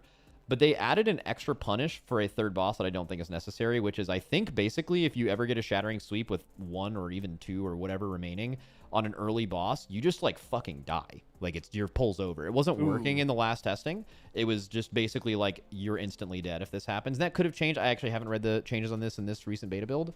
But that was the case. And in my opinion, that is an extra level of punish that doesn't need to exist on a fight like this because the punishment is at a base level baked in. And I think that sucks. I definitely agree. I missed the most recent round of testing, so I didn't see that. But I agree with you that it shouldn't wipe you. And I suspect that the reason they would add that would be because they're kind of worried that, like, okay, this is just too easy and simple, and so we need to put some more, like, lethal stuff in here. But I don't know, maybe some... Yeah, someone in chat said... Maybe some kind of dodge mechanic. Yeah, someone in chat said I was under the impression the 500% extra damage happened if she blew up one of the U-Stack too. That does happen. I believe this also happens on the Shattering Sweep as well. That well, not that exact same mechanic, but like a similar level raid wipe thing. It wasn't working in the last testing, and here's to hoping that that was not working on purpose, right? And it's just not supposed to be that. So like, I'm just gonna... I believe that's how it works, so I'm going to rate the execution, I think, a little bit lower than that, because I think that's just an unforced error, as you like to say. That's a good comm. Okay. But the concept is great. Execution. And replayability, fucking Astro Banger, right? A+. Oh, yeah. You're never going to be mad pulling up to this boss. I think it's going to be a great replayability boss, except it is going to be frustrating to wipe too if you do have, like, the 5-yard thing, but, I mean, honestly, you can't ask for better than this for replayability. Yeah. I still think Slimy Elitist A+. Civilian, if it's not a private aura, which means you can't... It's a private aura, which means you can't just have 4 marks you have people assigned to, plus you'd have to keep placing those marks as you move throughout the room. I think someone doing this for loot might... I mean, you would just constantly wipe to people... Again, the whole place these things in a line to where they're easy to cleave with this mechanic, but also not being within 5 yards of other people without assigned markers, I could see something causing some annoying wipes. So I think it would at least be like not the plus in this, right? Can't you foresee that being like something where it's just like, oh my god, I can't... Fucking Brad keeps... I just read Brad on the screen. Brad's probably great, but I know Brad. Brad is great. But like, oh, this guy keeps putting like his thing too close to mine and we just keep wiping, right? I could see that being annoying. I was going to rate this the other way around, where I would have thought this would be better for civilians than Slimy Elitists, just because it seems like the mechanics are... It's all concentrated in just doing that one job, right? Which obviously there are some guilds where you can't... Yeah. Somebody just can't do their one job, but, you know, for a boss that is going in this slot in the raid, I kind of feel like this is going to be one of the ones where, like, you know, Liquid and Echo are going to be one-shotting this encounter, right? And there's just not actually all that much gameplay for super Slimy Elitists, and then... I think for regular guilds, there's not much danger of this being like a 300 pull disaster, you know, or even like a 50 pull disaster. Like, I think that if it's getting one shot by Liquid and Echo, it's getting like 20 shot maybe by mid CE guild, something like that. I think that. Oh, that's a good number. Yeah. Okay. So you'd say A+ for Civ then too. I'd say A+ for Civ, yeah, and I think A+ for Slimy Elitist is good too. Although I'd maybe be down just for A, just because like maybe it's not quite enough there. Yeah, I agree with you. All right. On the count of 3, we're giving the final grade, okay? Okay. All right. 3, 2, 1, A. A. Okay. Wow. Fuck yeah. Did you say A when you heard me say A because of Discord delay, or did you hear me first? I said it exact same time as you. Perfect. Okay, it was just Discord delay. Love that. Yeah. Okay, on to the next fight, Rashanan. Would you like to explain this fight for these beautiful people? Yeah, so basically Rashanan is this bug thing. And we fought it at the end of the Dawnbreaker dungeon. We got it to 60% or something, and then it fled to the raid. And then we have to kill it at this time. Not really sure why. It sort of seems like we could probably just walk around it, but it's all good. It's there. We got to pull it. We got to kill it. It sort of sits on the edge of the room and flies around to different spots. Pings were also permanent during testing here, which I thought was pretty fun, so... ID has a lot less pings on their ground than we did, let me tell you that for free. This, you just get basically like the key mechanic is you get the 3 lines that you have to spread and move it so that you're creating a safe triangle in the middle of the raid, and then they kind of go out and don't do anything, and Then there's some webs and some ads and some swirlies, and you kill them, and the boss kind of dies after a while of that. Yeah. Yeah, this boss is a boss for sure. And then you do that, and then the boss moves. I'll fast forward it here. Yeah, it does move, and there's a soak. Everybody has to get in the soak, or else that's bad. Yeah, hilarious too. I think if like you miss even like a couple of people, I don't remember the exact number of people, but it yeets you off the edge. Like, yeah, it sort of goes from like nothing to like turbo grip pretty quick. Yeah, this to me. Okay, so, okay, that is the whole boss, by the way. Let's think concept. I don't think they were given a lot to work with. I guess, like, maybe, okay, we could talk about this with concept. This is a boss you fight in a dungeon. The reason it starts at 60% is because you go from 100 to 60 in a dungeon. I think for some people, especially, let's say, like, hunters, who they're only buff to the raid, are people who do damage from 100 to 80. I guess the counter argument you could make is that they're very, very good on the dungeon version of the boss, because 50% of the boss you're making everyone do a lot more damage or whatever. So like there's that. It has to have like similar, it has very similar dungeon mechanics. Like this poison line thing is something you see in the dungeon. I don't know if they were given a ton to work with here. Is that fair? Yeah, I think they were basically just like, hey, do the dungeon boss, but a scaled up raid version of it. That's right? What it feels like, right? This feels like it feels like a dungeon boss that someone was like, hey, make this into a raid boss in 5 minutes, and then they did. That's what this boss feels like. Yeah, I will say, like, one thing that I in particular made it feel like a dungeon boss to me was just none of the mechanics really feel important, you know? Like, yes. They're kind of all just there, and like, oh, you put a web in the middle of the raid, it's like, okay, whatever, right? Just, try not to do that, but it's okay. This is gonna maybe be really disrespectful, but like I feel like this is like an early look into like what AI designed raid bosses would look like. Like they just fed it a bunch of. They were like, that is so toxic. We just want you to make a like mid-tier raid boss, and we're gonna feed you 1,000 mid-tier raid bosses from every MMO, and then this is what it came up with. I probably I shouldn't have said that, but like it truly is like uninspiring. The mechanics don't really mix together very much. Boss flies around, you follow it, you do the little triangle thing. I guess they give you, if there's anything, they give you usually some mechanic that matters that you need to spread for during this, so there's a reason to give you more room, but it's definitely just there. I don't know. What's your idea for concept? Yeah, like a D. Like this, at least during the dungeon version of this fight, you had the kind of movement and the light, and like there was stuff going on here. Like here, there's just really not anything happening. Yeah, because like this is, I don't know, where is Rashanan in like previous raids? Like what's the boss where Rashanan is? It's like it's where Rashok and Forgotten Experiments were. It's where Senarth. It's where Senarth was. It's where Laredar and it's before Laredar and Naimu, right? Would it have been? It's between like Volcaros and Laredar, between Council and Naimu. Yeah, it's a different raid design. There aren't like wings really, so it's kind of hard to compare it. It's definitely not like a mid-tier wall type. It's before Smolderon for sure, and it's like somewhere in the Laredar and Naimu right before their category. I just feel like, I don't know, like both of those bosses were trying to accomplish something. I obviously can't compare many things to Rashok. Like Forgotten Experiments maybe is kind of close, different concept, but similar levels of mid. I mean, I don't know. I'm gonna try. It's kind of hard to separate concept and execution here because I don't think there is a concept. It was just like make a raid boss. That's the concept. I don't know. And then execution certainly isn't any better. So if you put concept at D, I don't know. I feel like execution. No, I think execution on this fight's really good. Interesting. Because it starts at 60% health, so you get more execution time. That is fucking insane. That reminded me of a dad joke I saw earlier on Twitter. Someone said they were watching the like gymnastics routine, and one of the I saw this one as well. Did you see this? Yeah, the Frank will find this. He loves this.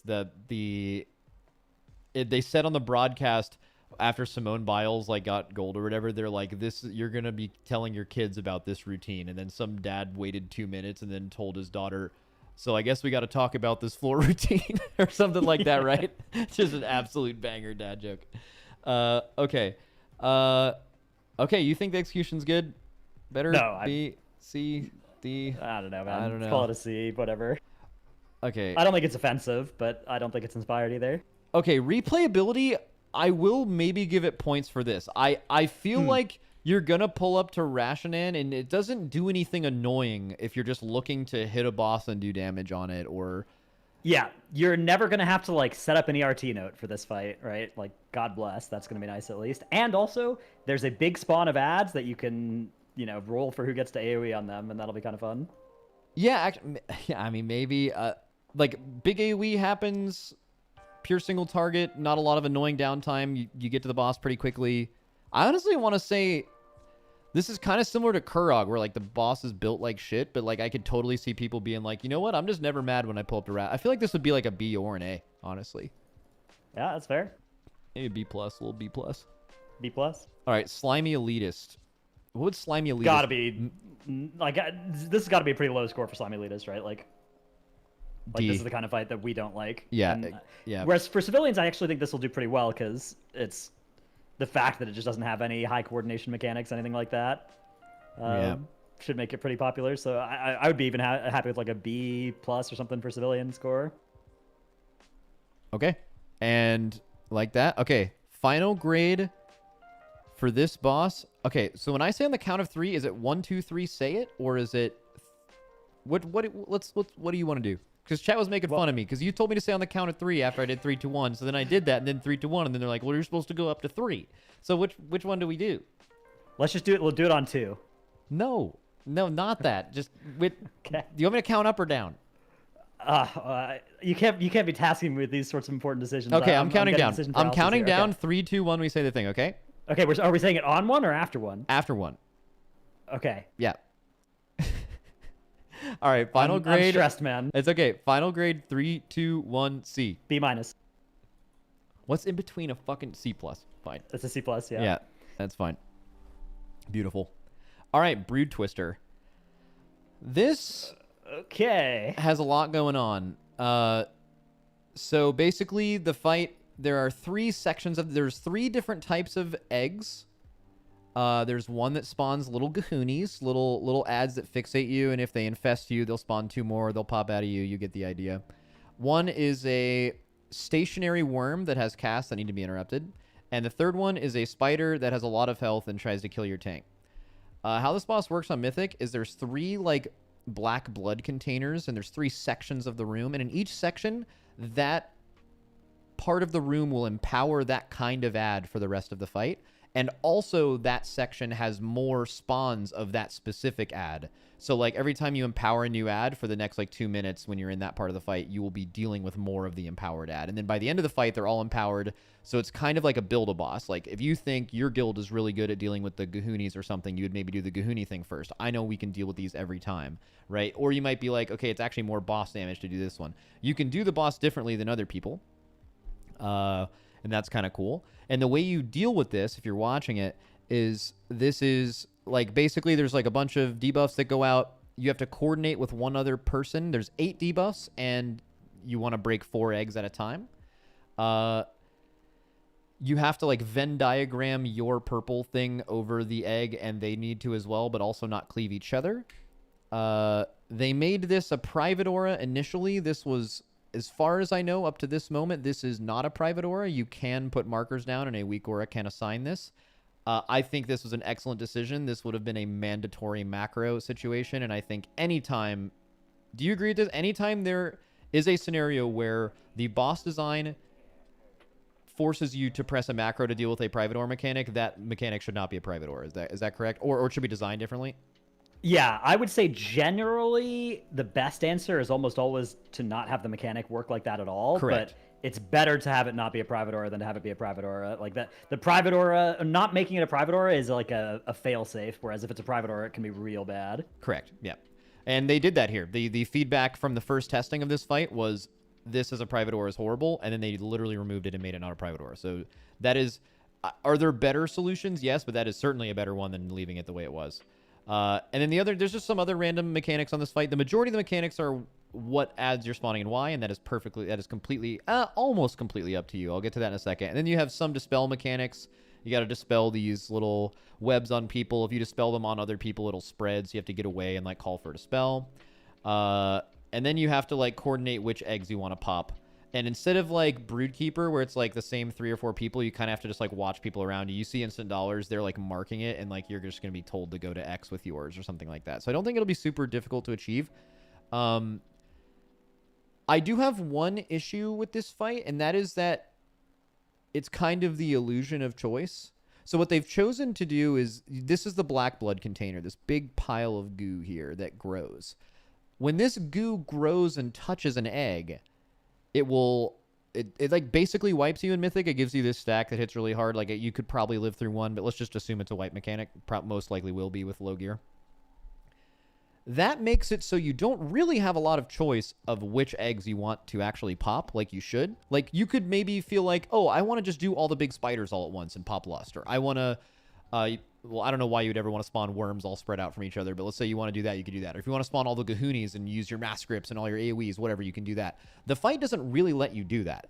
It gives you way less choice because as the eggs are, like, as the black blood is growing, you have to make sure you at least get this second row of eggs out of the way, which have a very specific spawn set in every single area. So you, like, you really, every single set, you can choose between, like, 1 or 2 different things. And I personally, this is maybe in the slimy elitist category, but I personally feel like the fight would just be way cooler if at the end of the 2 minutes, this whole thing filled up, but you actually just had 2 minutes to deal with it in whatever way you wanted. The choice is just really cool to me, I think, to have different ideas where, like, you can't really have different ideas with this. And that's this whole fight. You go through, you do, you go around in a circle, and that's it. Dratnos, what do you think?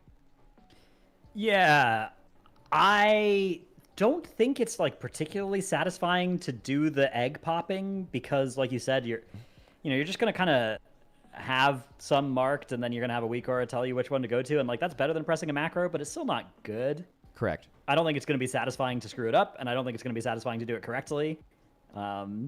I don't think you're gonna, like, feel like, oh yeah, we just got to get better at this. Like, you're just gonna yell at somebody for not getting to their marker that they have, like, 10 seconds to go get to or whatever. That's gonna be annoying.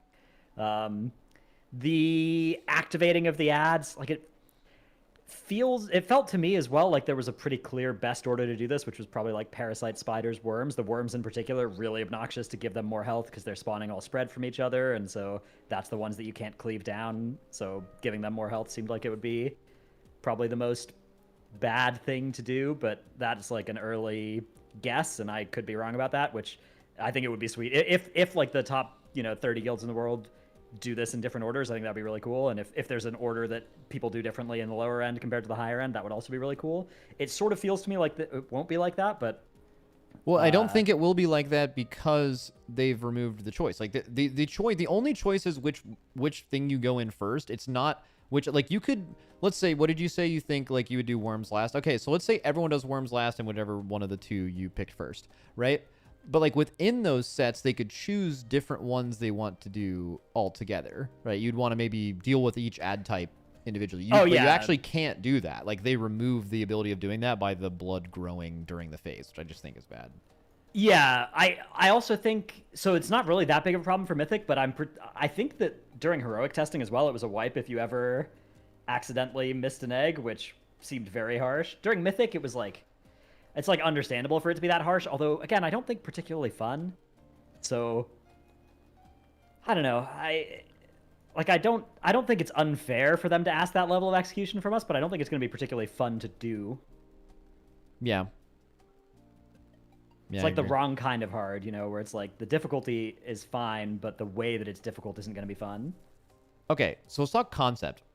I think the concept of this, the Build-A-Boss concept, is always a huge W for me. Like, when someone was given this boss, they're like, hey, we want you to do this. You're going to spawn some ads, and there's different parts of different rooms. They empower differently. It's the Enerva concept, the Council Blood concept, the Lei Shen concept, right? The what should have been Kurog concept. Like, that concept for me, I'm also biased, though. I'm like, that is my favorite shit of all time. I don't know how you feel, but I would give the concept like a very high grade, but I know I'm biased, so I'll probably lean more towards your answer. Yeah, I think the concept, like, I agree with you that that type of boss is good. I don't think, though, that necessarily, like, doing it through, you know, 3 types of ads that you're spawning, and then it's like an ad spawn spam type thing. Ooh, so you're not like, an ad, you're not an ad fight guy. I mean, yeah, I remember when I made my top rate of all time, it was literally all single target fights. It's yeah, it's something where I think ads are. I think ads have a place. I think like a Yeah. perfect ad fight for me is like not even an ad phase, but like bosses spawn ads that have to be dealt with quickly, but still the main priority is the boss. Like that's where ad spawns feel right in raid, and that this kind of goes. Well, I mean, this fight kind of is that, right? It's just all the time though. It's like permanently your main target. Yeah, I don't know. I mean, the interrupting the worms. I guess I think the concept is fine as well. I wouldn't describe it as like an A+ concept, but I think as well, like the callback to Gahoon with the Gahoonies is kind of cool. Obviously, if you didn't like Gahoon, you're not gonna like that, but I think that's kind of neat. Obviously, it is a big Gahoon. I don't know. I would give it like a B+ or something for concept. Yeah, I like that because it has the build a boss thing, but it's also based around massive ad spawns, which is always really hit or miss, and also. Yeah, whatever. Okay, so concept, I'll take your B+ answer. I think the execution is certainly lower than that. Yeah, I'm thinking like D for execution. It would be an F if it was still a private aura, but they've at least mitigated that from happening. But okay, again, I just don't think it's going to be a fun mechanic to execute. So I'll ask a different question then. So like if we were to be armchair raid designers for a second and we were to execute this better, it would be... Is it some kind of in-game visual for raiders popping these eggs instead of like maybe so the change from heroic to mythic is in heroic they give you 4 debuffs and then those 4 debuffs each break 1 egg, but in mythic you need to do the Venn diagram thing. Like I guess maybe the Venn diagram doesn't hit because like that just requires so much coordination. It's just reaching that level of coordination that has to be managed by something. Yeah, I like your cook as well of like letting you choose the order you want to activate the eggs in the area. They could also like give you more breaks than you need and then also give you some challenge based on the amount that you're activating. So oh, absolutely, you're exactly right. Like they're giving you the ability to break exactly 4 every time. Bro, you know what you wouldn't need a weak ore for? Let's just say you had 12 debuffs. So like you have you know, it's like more spreading and it's more raid damage, but that's raid damage can always be tuned up or down. But you have the ability to actually do gig of sets of ads with cooldowns and also less with less. So like the amount of choice is just way better, and also it gives you, it's less of a strict requirement to actually break the eggs. That's a great idea, Dratnos. Yeah, I think that would be a lot better. And then I do notice that the boss model's kind of annoying. Oh, dude! During testing, we kept missing eggs under the boss. Yeah, because you obviously can't that's see not it. going to happen. It's not that you can't see planning. the egg. Like someone could be like, "There's an egg under the boss. There's an egg under the boss." But as you're trying to like see the other purple circle people around you, you just don't know if there's someone else under there, or you can't see like this camera angle. Whoever this player is actually has a really good camera angle. If you watch a lot of players on this fight, they play at a different camera angle, and they literally couldn't see the other side of the boss. So like, it's pretty tall. Like if you were to angle his camera down a little bit, you wouldn't see any of these people that I'm hovering my mouse over right now. So like you couldn't see the other purple circles. Yeah, it was pretty tough. So yeah, I think that makes sense. Replayability, this is going to be pretty low, I think, because as you get more and more gear, like it's going to be fighting to get all the pie on all the ads. And then like certain classes are just going to do that and certain classes aren't. I guess you'll skip it's still phases. a wipe if you screw it up. I mean, yeah, you're going to get to skip the last few egg sets or whatever, but I don't think this is going to be a particularly good fight for replayability. Yeah. Okay. So maybe like a C. It's not gonna be awful. Like it's going to become less ass over time. And important to mention too, for all the replayability, something that might be relevant is so not only are you going to have more gear than what these are tuned for because they added 2 more mythic track things, but also a month into the raid, they're doing the Siege of Orgrimmar ICC buff thing where like, I think it's every week or every other week or something, you get more power in the raid. So the replayability of this patch is going to feel significantly different than a lot of ones in the past because of that. So maybe it's something where like you do some crazy strat and you just like blast these bosses. I don't know, but yeah, I will say that the difficulty of this fight doesn't get that much better with more gear because like yeah, okay, you can handle the ad spawns a little bit more easily. You're going to be able to kill them off more safely, but you're still just going to wipe if somebody doesn't stand on their thing, and gear doesn't help with that too much. Yeah. Slimy Elitist. I feel like this one is worse for civilians than elitists because it's just like such a, you know, fiddly kind of fight. I definitely agree with that. I just don't know how good it's going to be for those people. I mean, I guess you're kind of like capped at the execution replayability of that. Like, yeah, it wouldn't be an A, right? So it'd be like a something like a, I don't know, maybe like a B. A C I could and a see it D being or a. something. I could see it being like a C. B minus. Like, okay. maybe like maybe I'm being a little optimistic, but I could see like you doing this fight and it feeling fucking amazing when you kill it. I don't know. Yeah. I don't know where it is in the raid. No, you're right. C plus. We'll go C plus. We'll drop it down. In civilian, C you plus, think it's D a lot. plus or something? You think it's like a lot worse for civilians, so D plus, something like that. Yeah, like I think this isn't going to be one of those bosses like Smolderon or whatever where you get to it and you're like, okay, this is going to be kind of fun for us to prog. And obviously Smolderon had challenges too, but like, I think this one is just going to be one where you're, you know, guilds get to it and they're going to be like, ugh. Yeah, I don't. Yeah, yeah. Okay. Final grade. Count of 3, but going down, and we're saying it after 1. After 1, right. Okay. All right. Final grade in 3, 2, 1. C. C minus. I'll defer to you. C minus. All right. Next is Princess Kaiveza. Oh, fucking boy. Oh. Yes, sir. All right. So this fight is pure single target. It's real like shadowy and shit. The boss is going to give you. You'll see here, like, I think it ramps throughout the phases, but let's just say in this testing, it looks like it spawns starting with 5. And these, as soon as they drop, are going to spawn a portal that's going to suck you. Okay, so these are going to spawn right here. Also, every time you take shadow damage on this fight, you get a debuff that does damage to you for 10 seconds. Then at the end of that 10 seconds, you shoot out, like, shadow in every direction. So obviously that can, like, chain reaction. It could hit people, and then they'll chain and shoot stuff. So you have to watch for that. And then if you get pulled into any of these little suction things, you instantly die. See these little things right here? They're going to suck you. So you see instant dollars has placed. It's going to look, if you haven't played this, it's going to look strange here. But like basically what's happening is all of these are doing a extremely large suck. And because they're spaced out, one comes from the boss as well, perfectly evenly, you're kind of getting just sucked into the middle of the room. If you were to misplace these or put too many next to each other or too many on one side, you would have like an unstoppable suck and your whole raid would die. So like the placement of these is really important.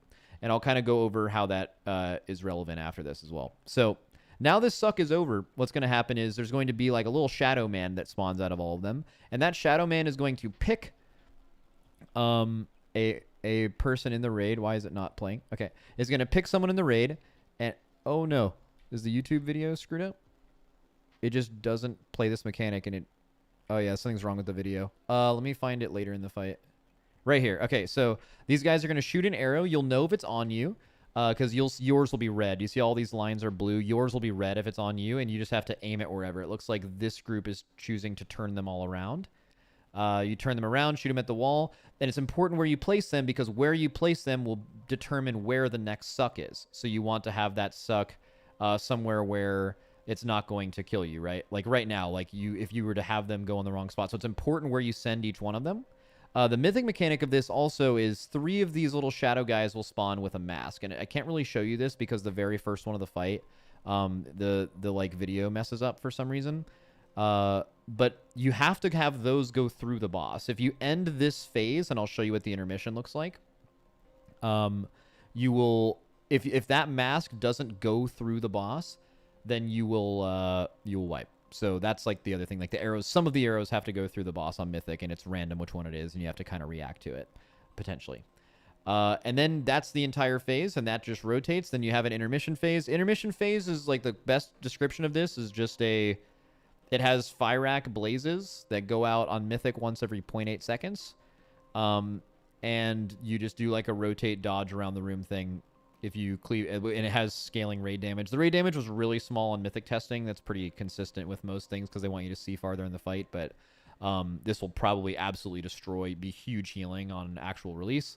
And then if you hit someone with a blaze, obviously you'll probably kill them. And then the fight just repeats, except every new phase there's going to be 1 extra suck, and obviously that means 1 extra line, potentially 1 extra mask. that you have to send through the boss, and then you just do the boss long enough, and then once you hopefully they get a pull to the very end. But like when you get to the very end of the fight, it like does that intermission you just saw, but then it'll just like keep pulsing the intermission thing, so it's also possible to heal through it, which is like kind of different than like a Rygalon Massive Bang, for example, where you know, like it's just over. Like it's kind of over, but you can get better at the enrage and actually live a little bit longer, which I actually think is a cooler enrage.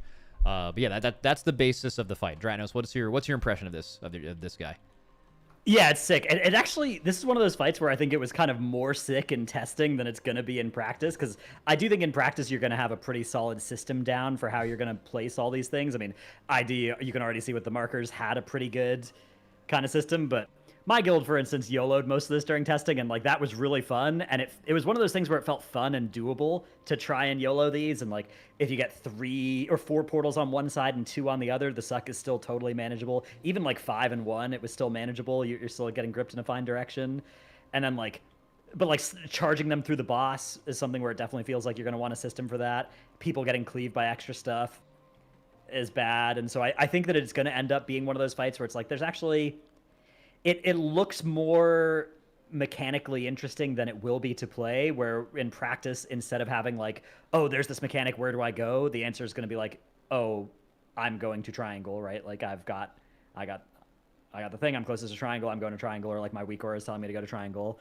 And that I think is, so like, I think the concept is really sick, but I do think the execution of that is like a little bit less good, because I think that like I think it'll still be fun to play, but the promise of this fight, at least looking at it for me, isn't quite lived up to in terms of how much it's going to be solved, like where you just do the exact same thing every pull.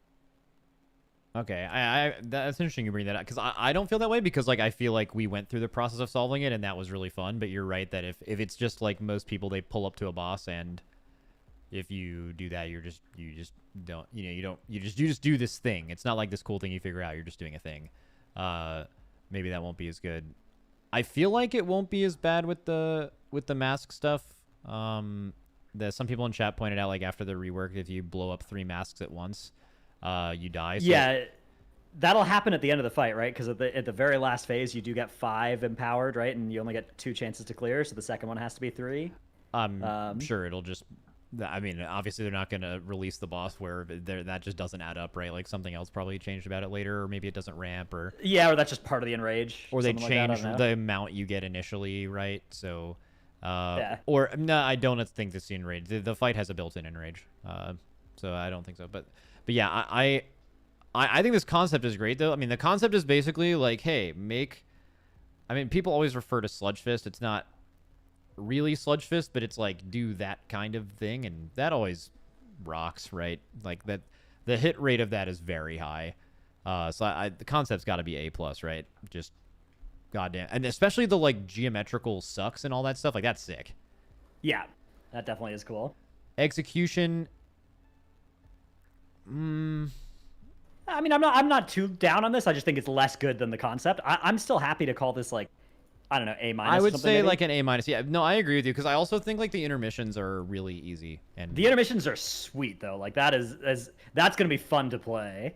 Those intermissions, right? Like, yeah, especially if you're on like a if they add a lot of raid being damage, a fire mage during that intermission. I feel like there's gonna be so much opportunity for like feeling sick. Yeah, kind of. I still feel like it's maybe missing some way of the intermission ramping throughout the fight too. Maybe not even in just raid damage, like just. But maybe I'm overthinking it. Maybe it's better in how simple it is. Replayability of this, it's got to be top tier, right? Your single target boss, you'll kill it a little bit faster. Yeah.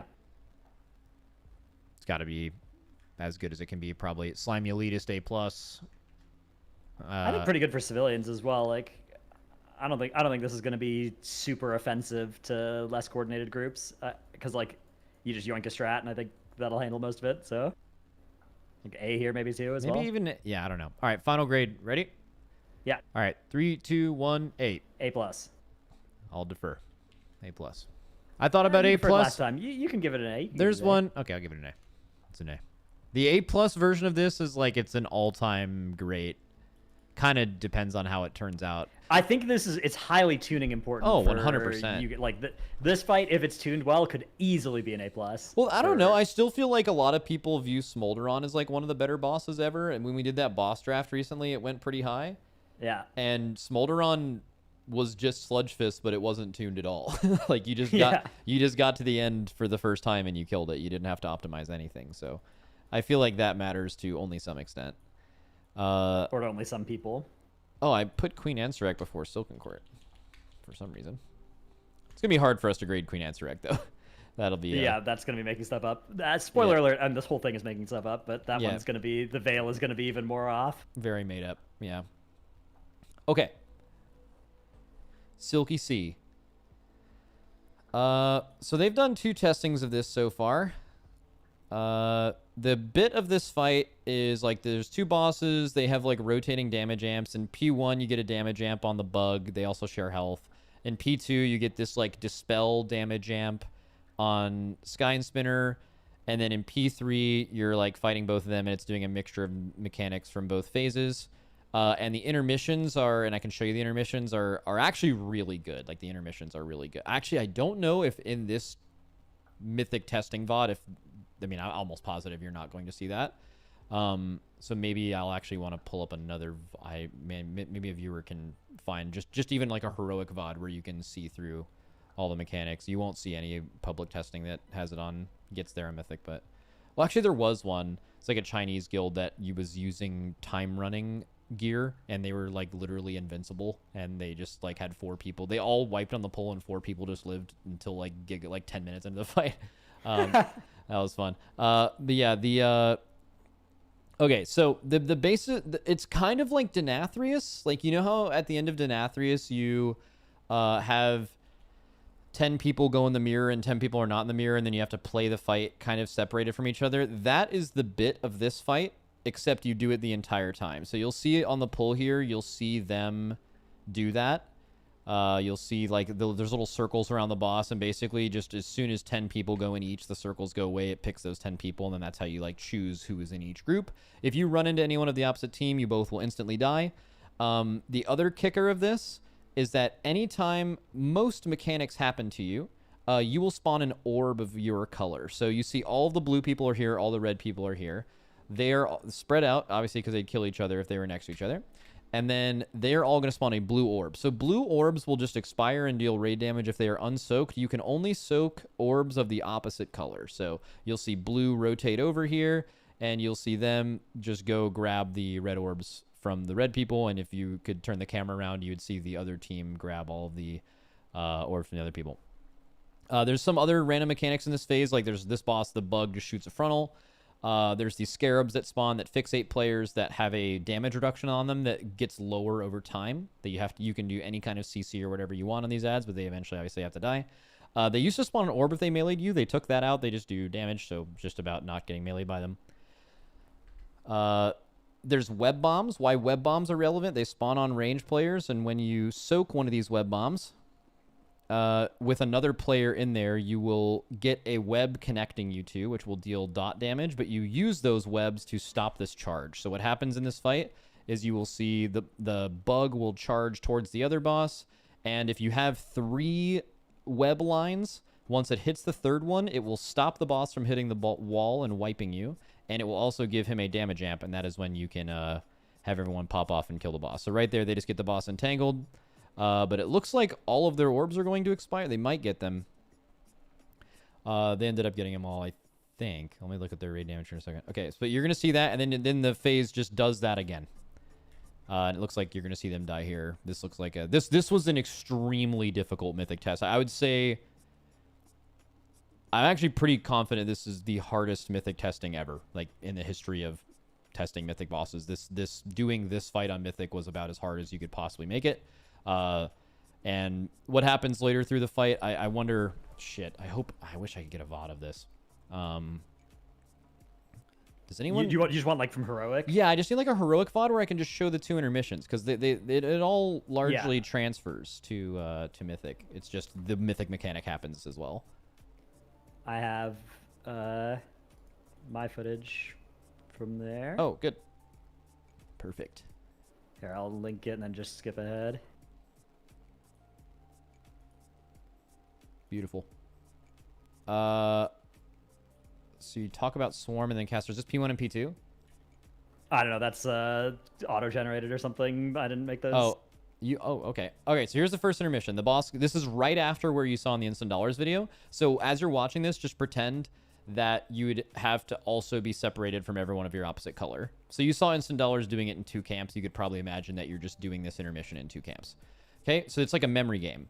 The first one that comes out is the first one to go off. There's a proper safe spot. That one goes off. You move into it. And then also during this, there's pulses of damage that happen in this intermission on Mythic that require you to run to the other team to soak all of their orbs. Oh, I forgot to mention something earlier. Every time you soak an orb of the opposite color, if you ever soak 3 within 10 seconds, you are permanently dead and can't be res. So you can't have someone like go run through and immune soak all of them or soak all of them. You have to have everyone involved in soaking them or else you'll just wipe. So that's how you do this intermission. In my opinion, the intermissions are actually really sick. Do you think so? Like, Yeah. I think the intermissions are actually by far the best part of this fight. Some of the best intermissions they've ever made. Yeah, I mean, I would say there's not like a whole lot going on in this one, but it's definitely pretty fun to do. Yeah. Second phase, I will say, actually, we'll get into this in P1 later. I'm just going to still kind of describe the rest of the mechanics. In P2, the boss is going to port away from you and suck everyone in. As you get sucked, you will leave an orb from where you got sucked from. So right after this, you'll have to run, and you can't run into the other team. I assume on Mythic they won't, right? Like maybe they won't suck you directly under the boss, right? You're probably watching this and just like, how can we die if we touch the other team if this happens? It operates a little bit differently in Mythic. And then you have this. You have to get out of that circle, soak the orbs from where they came from, and then now these bosses like kind of stack a little easier, and the boss is going to put out some debuffs on players. So you see the debuffs on Mythic. There's 5. You have a certain amount of time where you have to dispel all of these onto the boss. Every time you dispel them onto the boss, it gets a 25% damage increase, stacking up to 5. And then when you do the 5th one, it stops this cast that will kill you. It gives the boss a 5-second disorient, which is 125% damage amp, and then you just shit on the boss, and then that just kind of repeats 2 times. That's all of P2. There's also another frontal from the Spider Girl. And then second intermission happens, and I think this is probably the coolest part of the fight. So again, in Mythic, keep in mind, you're going to have 10 people completely spread from the other 10 people, and you're going to have to find a way to rotate during this to get to their orbs while also soaking this in what you would imagine is also a more difficult to dodge Mythic version of this mechanic, while doing enough damage to break the boss's shield to stop this intermission.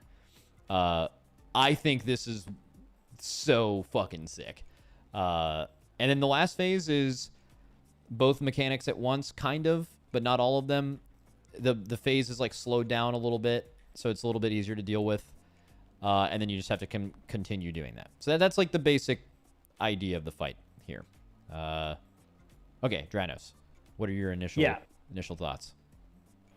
So this seems really, really, really, really, really hard. Like absolute nuclear difficulty potential here. It's one of those things where I feel like the Mythic mechanic is a really cool idea. I mean, like you said, it's basically Sire P3 Mythic, right? Which I had a lot of fun doing that phase. It's kind of a cool combination of, coordination, strategy, but also reacting and executing the mechanic well on every single person in the raid. The part that I'm a little bit skeptical of is it's already like a really mechanic spammy fight, and you're adding a Mythic mechanic that, like, I think this is a really cool Mythic mechanic. I'm not sure this is the right fight for it to go on. I'm a little bit worried that it's going to be omega difficult to the point where it has to end up getting nerfed, and then nerfed in such a way where the fun part of executing a difficult mechanic like that might go away. That being said, I mean, the premise, I could see this being by far the most fun like progression to do if you're really into that kind of stuff, which I am. So I'm hopeful, but also definitely it's hard not to be like worried about a fight that was just this hard, tested, retested, still ran it exactly back. as hard. Yeah, that was the really surprising thing to me. Is usually on testing they intentionally make things easier so you can see farther in the fight. So they tested this the first time. I'm assuming every guild just got absolutely farmed by this fight. And then they tested it again and they announced it and they're like, all right, we're gonna see some big boss changes this week.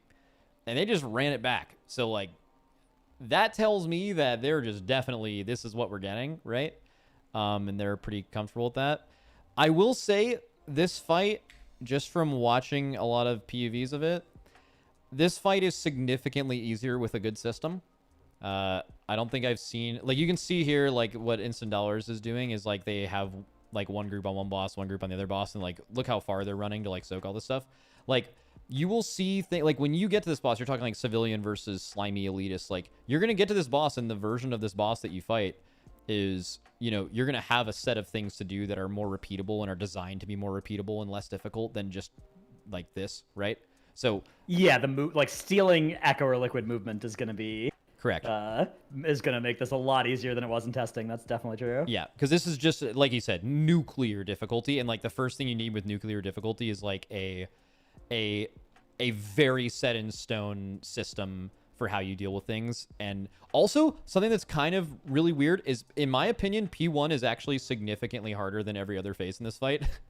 So, like, the fact that they had this on testing, and it's like, I think the opinion of the boss is going to be at least a little like off, because like I think you're seeing the hardest part of the fight, and I think that's actually one of my, I'm going to lower the grade on this later, because I think this is going to be kind of Stone Legion generally, and not in that the triggering way. I know you famously, that's your least favorite fight of all time, that like Stone Legion generally, in the sense that I think you might kill the boss one of the first times you see the last phase. Yeah, I mean, I do think it is inherently bad for P1 to be the hardest part of a fight.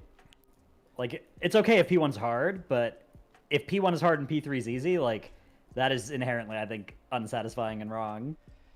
Yeah, and maybe that won't be the case, right? There's a lot of time for that not to be the case. So yeah, I think there's that. So I'm just going to go ahead and say the concept. I think the concept is great. Like, really, really great. Like, I think the Denathrius mechanic, I'm glad they explored it more.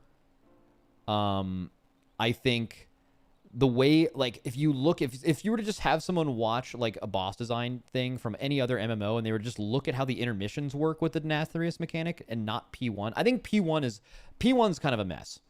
But the other phases make a bit more sense, are way less ass. I think, like, part of this, like, remember how much it was not fun to do Council of Dreams, and part of it was because those bosses annoyingly poured around, and, like, you can't get them together, and it's like, okay, I wish they were just permanently separate, or, like, there's just, like, this, I mean, this, like, look at P1, right? Like, you're basically just fighting one boss, and you don't even have a world of, like, trying to, like, stack them together. It's just a complete meme.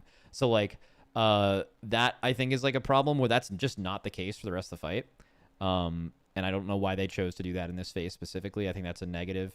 But I think the concept of what they were given, I would give a pretty high grade. I don't know where you would land. Yeah, I think the concept, again, like, I love the mechanic. I love the mythic mechanic, conceptually. I like the fight as well. That the part that I'm still not sure about is whether this was the right fight to deploy this mythic mechanic on. I agree with you that the intermissions clearly are. Like, doing that first intermission, doing that second intermission with the Sire mechanic does seem really fun. Doing the main phases with the Sire mechanic is one that I'm not yet sold on. Although, again, I take your point that it's going to be probably a lot more fun to do it with good movement than with whatever the hell we were, trying during testing, and that was way less efficient and way more likely to lead to traffic jams and stuff. But and by the way, I'm not even saying that against, like, oh, like, the public testing guilds are doing it bad. Like, we have had so much time thinking about how you could even possibly do this phase well, and, like, our testings weren't a fucking walk in the park either. Like, we were just like, holy fucking shit, this boss is hard, right? So, like, yeah, like, this is not that. It's just that, like, I assume with a bunch of people doing this as their job for a while, I feel like we have a really good system for this, and it took us a long time to get to that point. I don't expect anyone to, like, have that ready and set up and executing that well in testing. Like I said, this is, I think, easily the hardest boss that's ever been tested.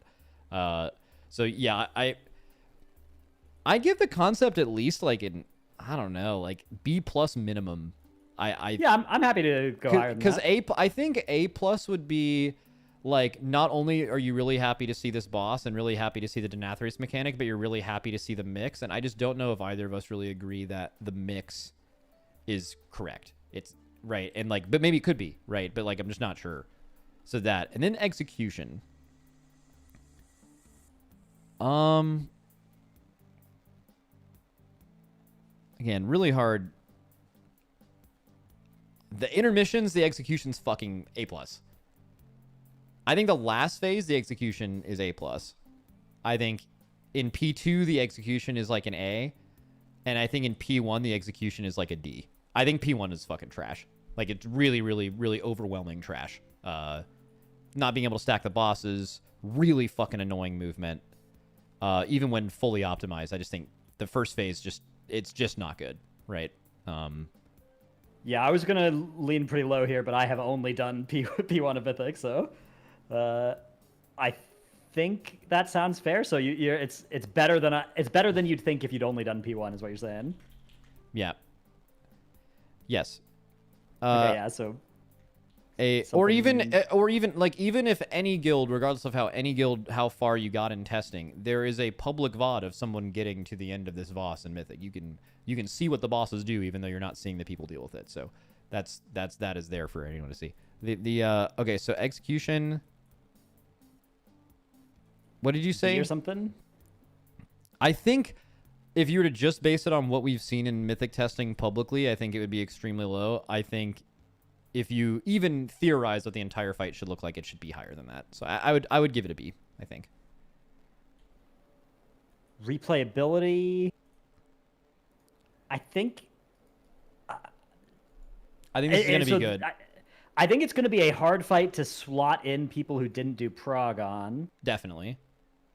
But I think the other parts of replayability it should do fine. Yeah, anytime you see damage amps, this is a really weird damage amp fight. So like in P1 you have two very obvious ones with a charge, but in P2 it's like it's a 25 into a 50 into a 75 into a 100 into a 125 into a disorient 125.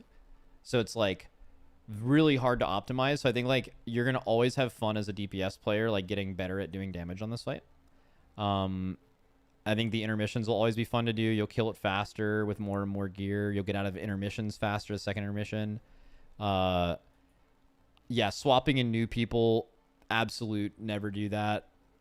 Also, I just think this is the kind of fight where you're going to pull it a couple hundred times, right? So I feel like it won't be that bad because the system will be so well ingrained in you that the replayability will be fine because it's just actual muscle memory. Like, you just can't do it wrong. Like, right? So I feel like that matters too. Like, if it's replayability as everyone's YOLOing at every pull, that's going to feel horrible, but that's just not how you're ever going to be able to kill this. So, I don't fucking know. It can't be higher than the execution, right? So, yeah, like a B- or something. Yeah, B- fine. Slimy Elitist. This is where it's got to get its best rating, right? Like, yeah, this has to be like a, because I mean, like I'm worried about this fight mostly because I'm worried about it being like only fun for high-end guilds. Maybe not even fun for high-end guilds, but it's hard to imagine that this won't be fun, even if they screw it up in the ways that it looks like they might. It's hard to imagine that it won't still be fun for like second top few guilds. Second to last bosses that are not private aura nonsense. Yeah, have an extremely high hit rate. So like just alone, I think that's there. However, this is proposed to be harder than it is objectively, like mechanically harder than any other second to last boss that's ever existed, no question. Like as it currently stands, so like it's kind of new territory, but it has to get at least an A, I think, for that. The only thing it's gonna get from that. Civilian though, I mean, this is Tendril on crack. Like, yeah, this seems like a D at best for civilians. Yeah, like if Tendril killed your guild, this is going to like make your guild not even log in. So yeah, this would have to be a D. If your guild survived Tendril like barely, this is going to be the nail in the coffin for sure. Yeah, or just not available, like incomplete, like your guild won't kill. Well, actually, no, that's just not true though. Like you are going to have this. I mean, this theoretically should be. Okay, actually, let's talk about this. So this should be the easiest cutting edge to get, right? Because you're going to have more gear than the first kill than ever, probably, just alone. And then you're going to have the stacking percent buff that goes to whoever knows however much. But the weird thing is with that existing, that also, and I think the main reason they did this is that is in place of nerfs, right? Like, the reason you do that is so you don't have to nerf the boss more. I suspect they will still have to nerf this boss. Correct. That's the thing. I don't think gaining gear and gaining percent damage and healing increase makes this fight easier. It's all in the mechanics, right? So, like, I feel like you're kind of stuck with yeah, I don't know. I think you're right. But then maybe the civilian rank could be higher, right? Because, like, you're going to get all these ramping damage and health things, and then they're going to have to, just because of the sheer difficulty, they're going to have to still nerf this. So it might be just like a total joke, right? But that's, I guess you can't really plan on that. Yeah. Okay. Final grade on 3. 3, 2, 1, C. B. B. Okay. B. We'll go B. B minus. B minus. B minus, what the difference, yeah. Okay. Very, very polarizing fight, I think. Also, I think there's a chance that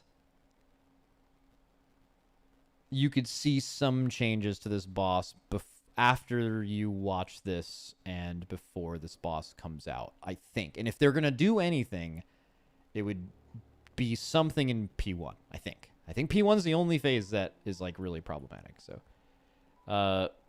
like, for example, do you know what P2 used to be? We were watching this VOD here. So how this fight used to work is in P2, when you do the, like, dispel thing. So every single time you dispelled one of the 5 debuffs on the boss, which you have to do in a very short amount of time, it spawned an orb on every player. Yeah. That no longer does that, right? So, like, you know, they've identified some things in the fight that are completely ridiculous and removed them. So making some of the phases a bit easier, right? Because I think objectively the hardest thing in this fight, I don't even think it's close, is doing the charge correctly in P1 while soaking every orb and having good web bomb position and not being in hell. Like, doing this, what they're doing right here is by far the hardest part of the fight. Like, if the charge was not there, this fight would be so easy. But, like, web bombs and that are a huge problem. Okay. I don't even know how much we really want to talk about Queen Ansarek. I feel like it's should almost be done completely differently. Like, we should just, like, give Queen Ansarek a, like, guess this boss's level, because it's just so up in the air. Yeah. I'll give you guys a general breakdown of Queen Ansarek. Like, I'm not even going to talk mechanically, because I think you're just going to have to see that, and so much of that is stuff that we've prepared for, like, our raiders to see, or we'll prepare, and, like, we're not going to just fucking rip that on broadcast, and then also, but I can just give you, like, general fight design. And hopefully this isn't outdated, but like you fight the boss initially, and it's a spider, and you're fighting it on a bottom platform, and then you get to a certain percentage, and then you go into, like, this giant intermission, and this giant intermission is the boss is, like, crawling up its little spindle. What does a spider crawl up? I think it's a spindle. That sounds right. Okay, so the spider's crawling up her spindle to the other platform, and then you are not fighting the boss at this point. You now split into 2 10-man groups and do a intermission phase, kind of very similar to Xal'atath, right? And then you keep jumping up these platforms as each group of 10 people, dealing with some, I'm assuming, very difficult adds. And then you land on the top platform where the boss had spindled to, crawled up its spindle, and then you fight the boss there until it dies. That's, like, the basic thing of the fight. I guess if you want to do something weird, how have bosses been historically that have any verticality involved? Either the boss crawling or going into the sky or falling through the floor. Those have a pretty high hit rate, right? So Denathrius, yes, Blackhand, Senarth. Okay, end bosses. End bosses that fall through floors or crawl through ceilings. Fallen Avatar is kind of an end boss that's sort of like that. Fallen Avatar banger, Blackhand banger, Denathrius banger. All I'm saying is, have there ever been end bosses where you go into the sky or through the floor that suck? Xal'atath, you adjust your elevation between those platforms. That one doesn't help me make my point, so I'm going to disallow that. All right, I respect it. Is there another one near end boss? Alakir the Windlord. Oh, okay, come on. I don't know. Was Alakir even a good fight? I have no idea. Ancient. I don't know either. Okay, well, the few examples we've given recently are all good. So Queen Ansarek has to be good because the average level of ceiling crawlers or floor destroyers are extremely, extremely high. Jaina, Jaina's a good fight. That's just about as weird as the other one mentioned, but that one helps my point, so I'll allow it. Yeah, as long as we look at a very specific subset of just the good fights, it does really well. It does really well, yeah. So I'm assuming Queen Ansarek has to be pretty high. Also, she has a massive ass. That's true. That I don't know if you've seen that. That's pretty crazy. It's hard not to have seen it. At least not. Wait, is there a crab mode version of Queen Ans? There has to be, right? I don't know. Maybe she's got a big claw. Instead of the, what is it, the abdomen? All right. So, do you have any thoughts on this boss, by the way? No, not really. I have looked at the dungeon journal like once or twice, but much less than you have, I'm sure. Okay, so the last couple end bosses that we've had. So we've had Fyrak, which you said is the best fight ever, I think, even though you hate 80% of it. Best fight of this expansion. Okay, best fight of this expansion. Sarkareth was good. Razageth bad on Mythic. Before that, what do we got? We got Jailer. Jailer, not great. Sylvanas. Sylv, pretty bad.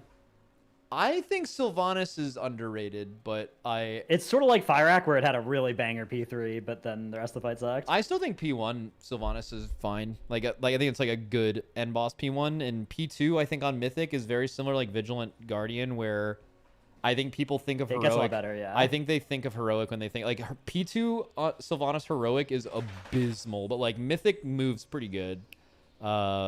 And yeah, P3 is amazing. But yeah, and then what was and Denathrius is obviously huge banger.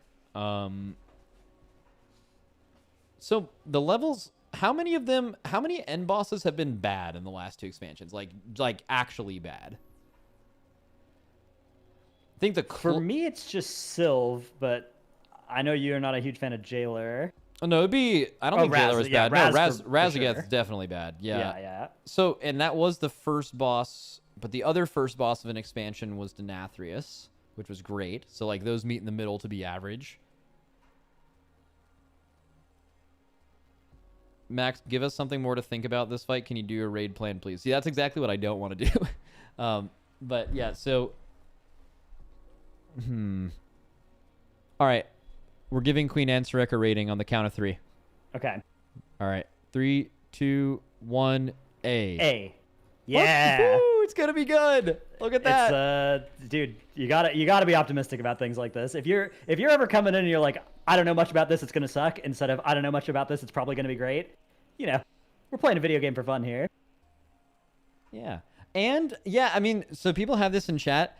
They'll have a full heroic week to look at the fight anyway. Very true. Like oh wait, are you mentioning that to like as to why I wouldn't do a raid plan, or are you mentioning that as to like it being tuned well, it'll be tuned incident? And made. I mean, there is no argument to this. Fights will be objectively less buggy and better tuned with a heroic week than the alternative of there not being one. Like, that's inarguable, obvious situation. It'll be really funny if they screw it up with more. Not impossible, but it'd be really funny. Yeah, they could always screw things up, but it would always be more screwed up if there wasn't a week of free information. It's like the same level of screw up would be like 3 times less likely or something. Yeah. Yeah. All right. Fuck yeah. Let's go. Woo. So what is the overall raid quality then? You'd have to just look at. I think this is looking very high. Like. Yeah. Let's scroll through it. So we got first boss, kind of whatever. But interesting for us, I think the first boss doesn't really matter very much. But I think a lot of people, the first boss is actually what they interact with the most. So like, it's kind of a weird duality. First boss, not great. Second boss, great. Sikran, great. Rashanan, AI created.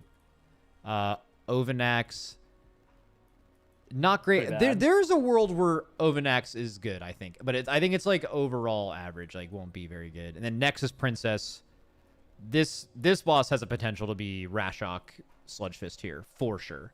100%. Has all Rygon has all of the stuff working for it. This could be one of the all-time great bosses. Silken Court. I actually am so not sure on Silken Court. Like, if you put a gun to my head and we're like, you have to decide right now whether Silken Court will be looked at as one of the best bosses ever or one of the worst bosses ever, I would not be. I would just die. Like, I don't like. There's. I think it has about as much of a chance to be amazing as it does to be dog shit, and nowhere in between. It is hard to imagine it just being forgettable average. Yeah. Yeah, like, yeah, there's no version of Silken Court that's average. Like, right? It has to be fucking incredible, and they fully pull this off, or it is such a problem that everyone hates it. But, like, what does the average version even look like? It's like, yeah, it's fine. The way they make it average is, like, you do some pretty serious nerfs to the numbers. Like, you make it so that, oh, people can soak 5 orbs of the opposite color instead of 3, and, like... Yeah, but then that's not a 200, 300 pull. Like, if you're going to pull a boss 200, 300 times, there are only 2 outcomes, awful or amazing. Like, when was the last time you killed something that took 200 pulls that people have average, lukewarm opinions on? It doesn't happen. It's just too much time. Yeah, 100%. Okay, and then Queen Ansarek, obviously, very in-depth analysis. We rated this an A, so that has got to be great as well. So overall, I mean, overall is looking like an A-, B+, right? Yeah, I mean, this is, I think, B+, right? Very high potential tier, especially because, like, a lot of the stuff we complained about is, you know, front-loaded at the start of the tier that we care less about. Like you said, that might make it worse for other people. But I think at the end of the day, like, even if you're a low-end Mythic guild, that means you're interacting with the end bosses on Heroic a lot, which what we didn't really talk about was, are these bosses going to scale well between Heroic and Mythic, right? Like, obviously there's some fights like Razagath where it's just a banger How can on you Heroic know? And then a disaster on Mythic. Okay, well, okay, so... I think Silken Court, for instance, is one where, like, that looks like it's going to be really fun on Heroic because, like, a lot of the potential problem with it is the Mythic mechanic interaction. Yeah, but, like, would there be any way to know based on Razagath Heroic that Razagath Mythic would be bad? Right? No. There isn't. Like, you do Heroic and you're like, this is incredible. They just need to make this 30% harder and it's an amazing Mythic boss, and then they just did that. I don't know. Exactly. Like, it is very much unknown thing about the raid, but what it means is, like, even if the first boss Mythic sucks, the last boss Heroic could still be great, and then a lot of the people who, you know, pull the first boss Mythic a bunch will still have a good time with the tier. Ooh, someone in chat had a great idea. Pull count guess for every boss. Oh, yeah. Let's Hell fucking slam that. Let me put that under everything here. This is like world first pull count? Yeah. Okay. Let's do both.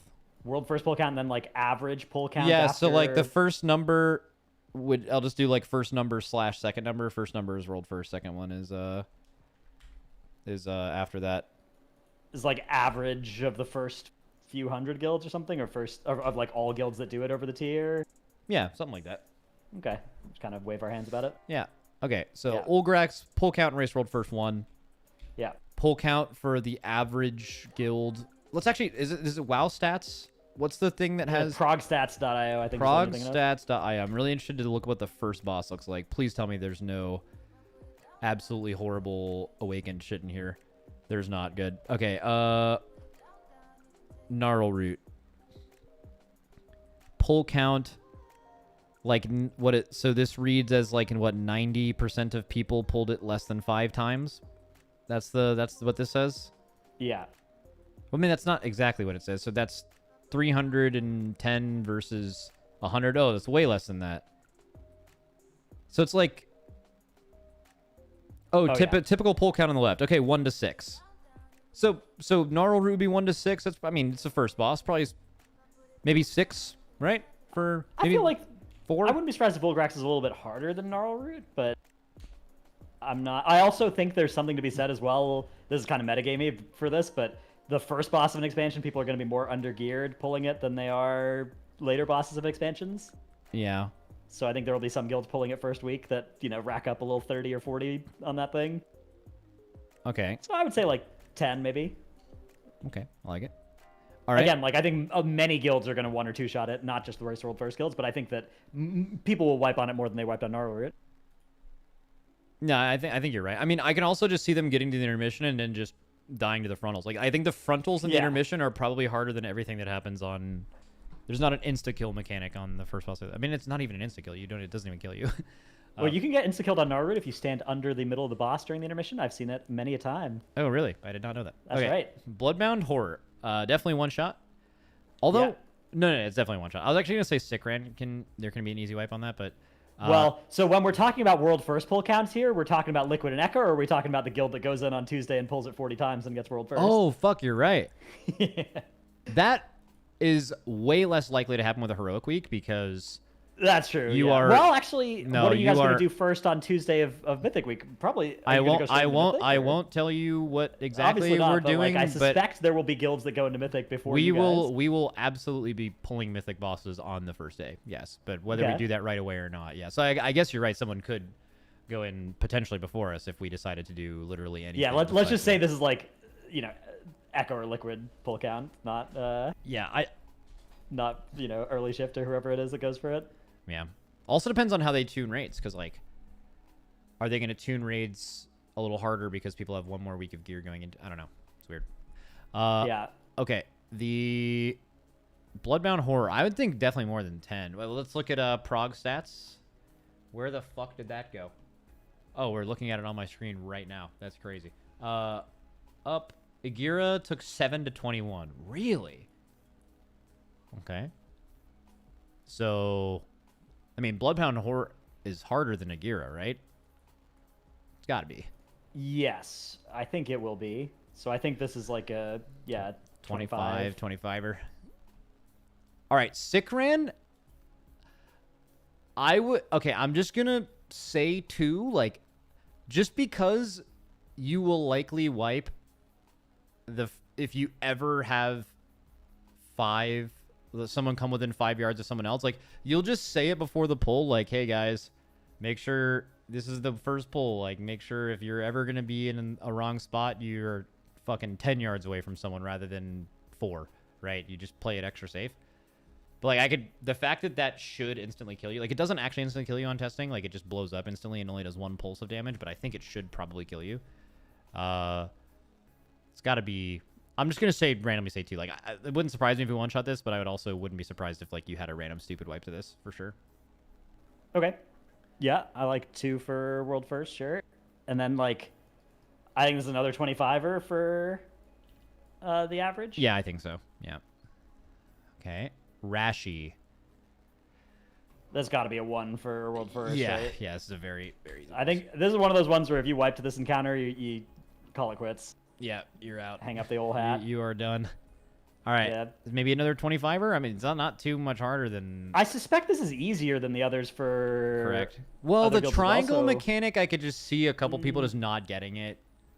But it's really I the think only that mechanic thing. is really obvious. Like, I mean, I'm sure that there will be wipes to it, but I don't think there will be 25 wipes to it. I think this is like a 15er. Okay. 15er. Goddamn. All right. Brood Twister Ovanax. I could see Give me like 30 and 100. Interesting. Okay, I could see this dying in less than 5 pulls, but I could also see it dying in 30. You want to say 30? I'll take it a little lower. I'll say 20. 20, Yeah, 20 and then something. What's the other one? I think 100. I think this is going to be a 100 large pull count for the old masses. Yeah, I mean, I guess it's like kind of in the same spot in the raid like Lairdar and Naimu are. And like, I'm even looking at that, and even those I think are both easier than Brood Twister, and they're even 20 to 47. So like, maybe you're right. Yeah, 100 might be a little bit overestimate. It might be 70 or something, but yeah, no, I like it. All right, next is Princess Kaiveza.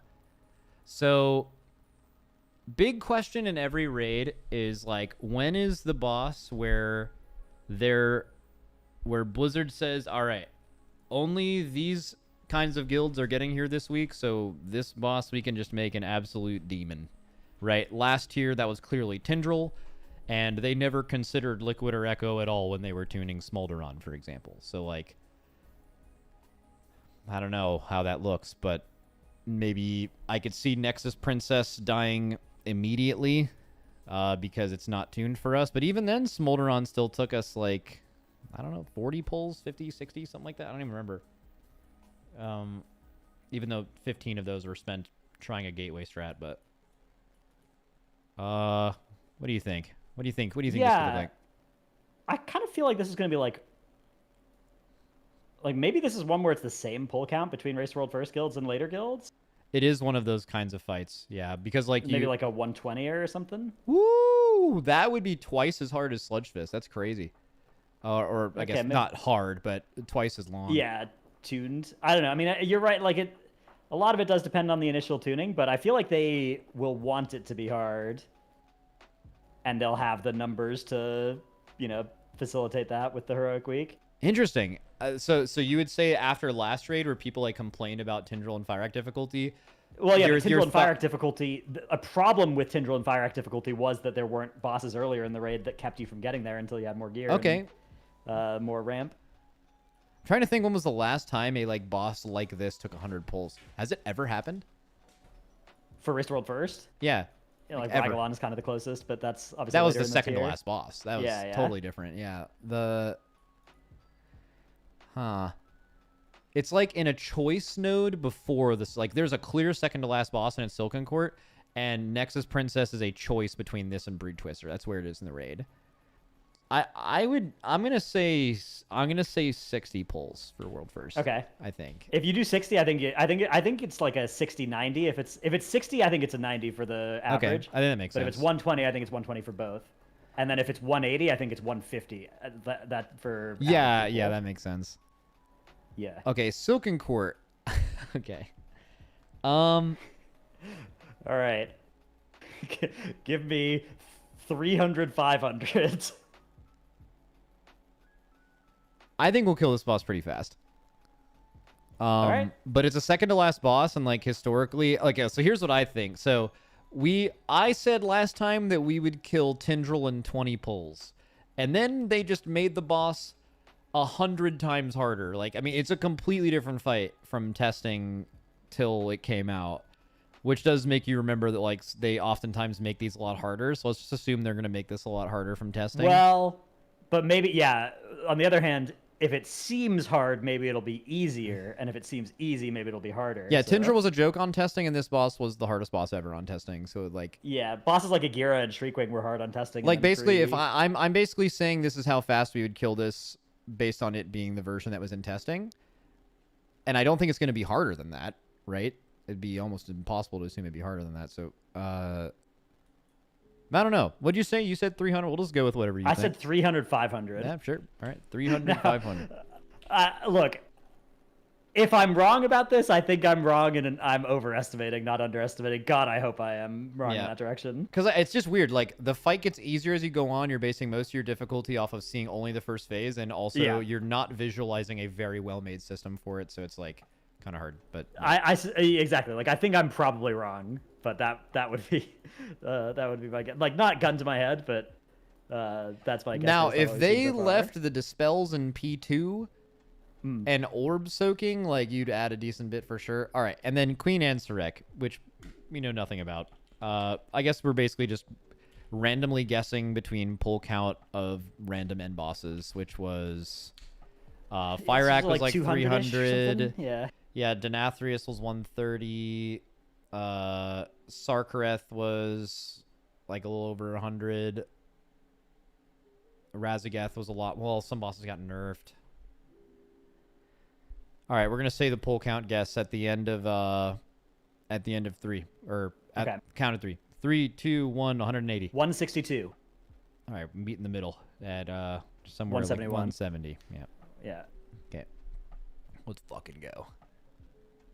Which would also I think one important variable as well is like the longer you're progging Silken Court, the less pulls you're gonna get on Queen Ansarek as well. So if Silken Court is easier, then that pull count on Queen Ansarek. Well, then it's weird. It depends on the reset, right? It depends on the reset, because like if Silken Court takes most of your first week, then you'll spend a little bit learning Queen Ansarek, but then you're going to be doing Queen Ansarek with second week's gear, which reduces the pull count significantly. That's like Sire, for instance. Sire had way fewer pulls. That's exactly what happened on Sire. Bro, if we had to kill Sire in first week gear, or even had to do our progression in first week gear, it would have been 300 pulls. Yeah. Right. So, yeah, that totally changes things. So, well, that does kind of line up. That has happened when super long second to last bosses, like really long, usually end up in faster last bosses just because you hit the reset. But also, like they used to do this. Like, okay, here's an example. Sire Denathrius was tuned in week 1 for like exactly what was possible with week 1 gear, and then you got week 2 gear, and then it was like a lot easier. What they're a little bit more conscious of now is Blizzard is like more aware of when bosses are likely to die and what week they're likely to die, and they end up tuning these bosses like right up. Like they tuned Fyrakk right up until the fucking instant we killed Tindral. Like they're constantly tuning these end bosses for basically to be possible with whatever gear we have at that time. So it's possible that like if you killed Silken Court on a Monday, it would not surprise me at all if they knew it was going to go to the reset and they just buffed Queen Ansarek's health by like 15% or something. Like they've done shit like that. So that compared to how it was with Denathrius, they've changed their tuning philosophy a little bit. So I think that could potentially happen. Alrighty. And then how long do you think the race lasts? What's your guess? You're a caster, so you hope it's like fucking 100. Oh yeah, give me a 7-year race. Yeah, that Right. that day rate just keeps fucking going. That's right. I will say 9 days. That's what I would say too. I mean, that is the average is like 9 or 10. That is the right? quintessential average race is 9 days. So I would agree with that. All right. Fuck yeah. Woo. Woo. All right. Thanks for the talk, buddy. That was fun. Looking forward to doing this exact same list, but right after the race, and then again, like a few months down the line, find some other angle, reason to talk about all the bosses and list them or something. Yep. Always fun to do. And then we record Potty C very late tonight, so that should be fun. Oh yeah, define very late. Like usual late or later than late usual? I'm playing at 7:30, and then depending on how tired I am, I might also play at 9, and then that would make me. I'm gonna be home by 11 no matter what. Okay, so I'll be even earlier. Yeah. You're all right. See you then. All right. See you. What is it? Plot them on a tier list just for visual finale? Yes. 9 days even with the heroic week? Oh, no. That's like counting from the beginning of Mythic start.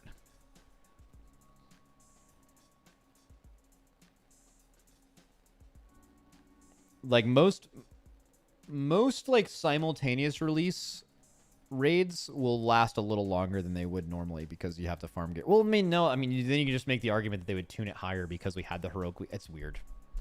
It's really hard to tell because, like, I think the entire game changed as far as predicting how they tune for gear once they brought the upgrade system, and now we're kind of getting used to how they tune for the upgrade system, but now they've added back a heroic week with the crest system. And honestly, if anyone's guessing how they're going to tune it, you're just completely making it up because there's just too many variables that we've never experienced before.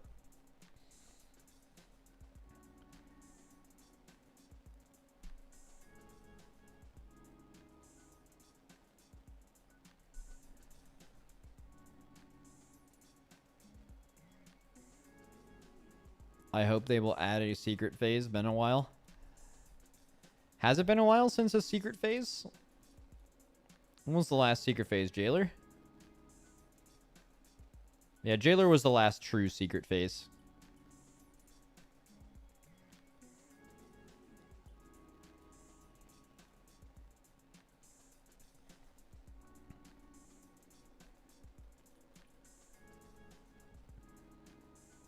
Remember how hype N'Zoth was? Dude, N'Zoth secret phase was not hype, but what was hype was us thinking there was going to be a second one for all of progression because of a bug. We, like, pushed the boss. We never went down to the first phase. And then we, like, pushed the boss while just healing through the damage, and we got the boss, like, really low. And then Bran spawned again, started screaming, and ran towards the other room and spawned another secret phase. Literally, the fucking door spawned and everything, and Evade couldn't get in there in time. And So for all of progression, we just thought there was a second phase. That's why Ben didn't scream when we killed it. And it turns out that was just a bug because we didn't go in the first one.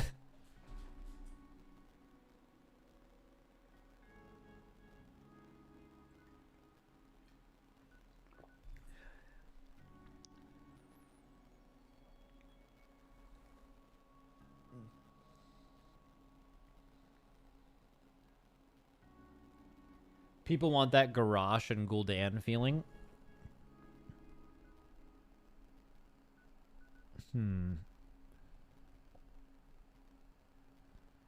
I don't know if that feeling would be as hype with streamed Raced World first.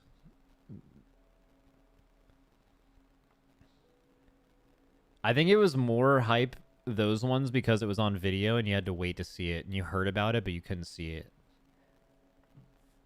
Like, I think if you saw it live, it wouldn't be as hype. Because, like, really, what would be fun is, like, you would just see the secret phase and you'd see all the players react to it. And then you'd hear them strategizing about it. But in reality, you're just going to hear muted comms and, like, fucking, yeah. I don't think that'll ever happen again, probably.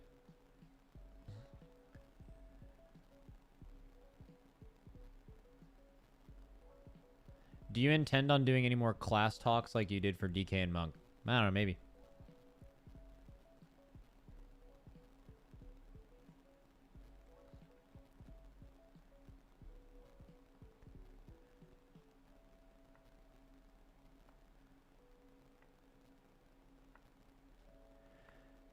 All right, speaking of leaving, I'm going to leave. I have a hockey game in a little bit. And I am not recovered at all. I played so much this week. I need to take a day off tomorrow. But yeah, I'll see you guys later. Make sure to watch the Olympics. There's fucking... Dude, the Olympics are actually sick this time around. I had a lot of fun. I went to bed really late last night, so I watched like the live stuff of the early morning shit, and it was sick.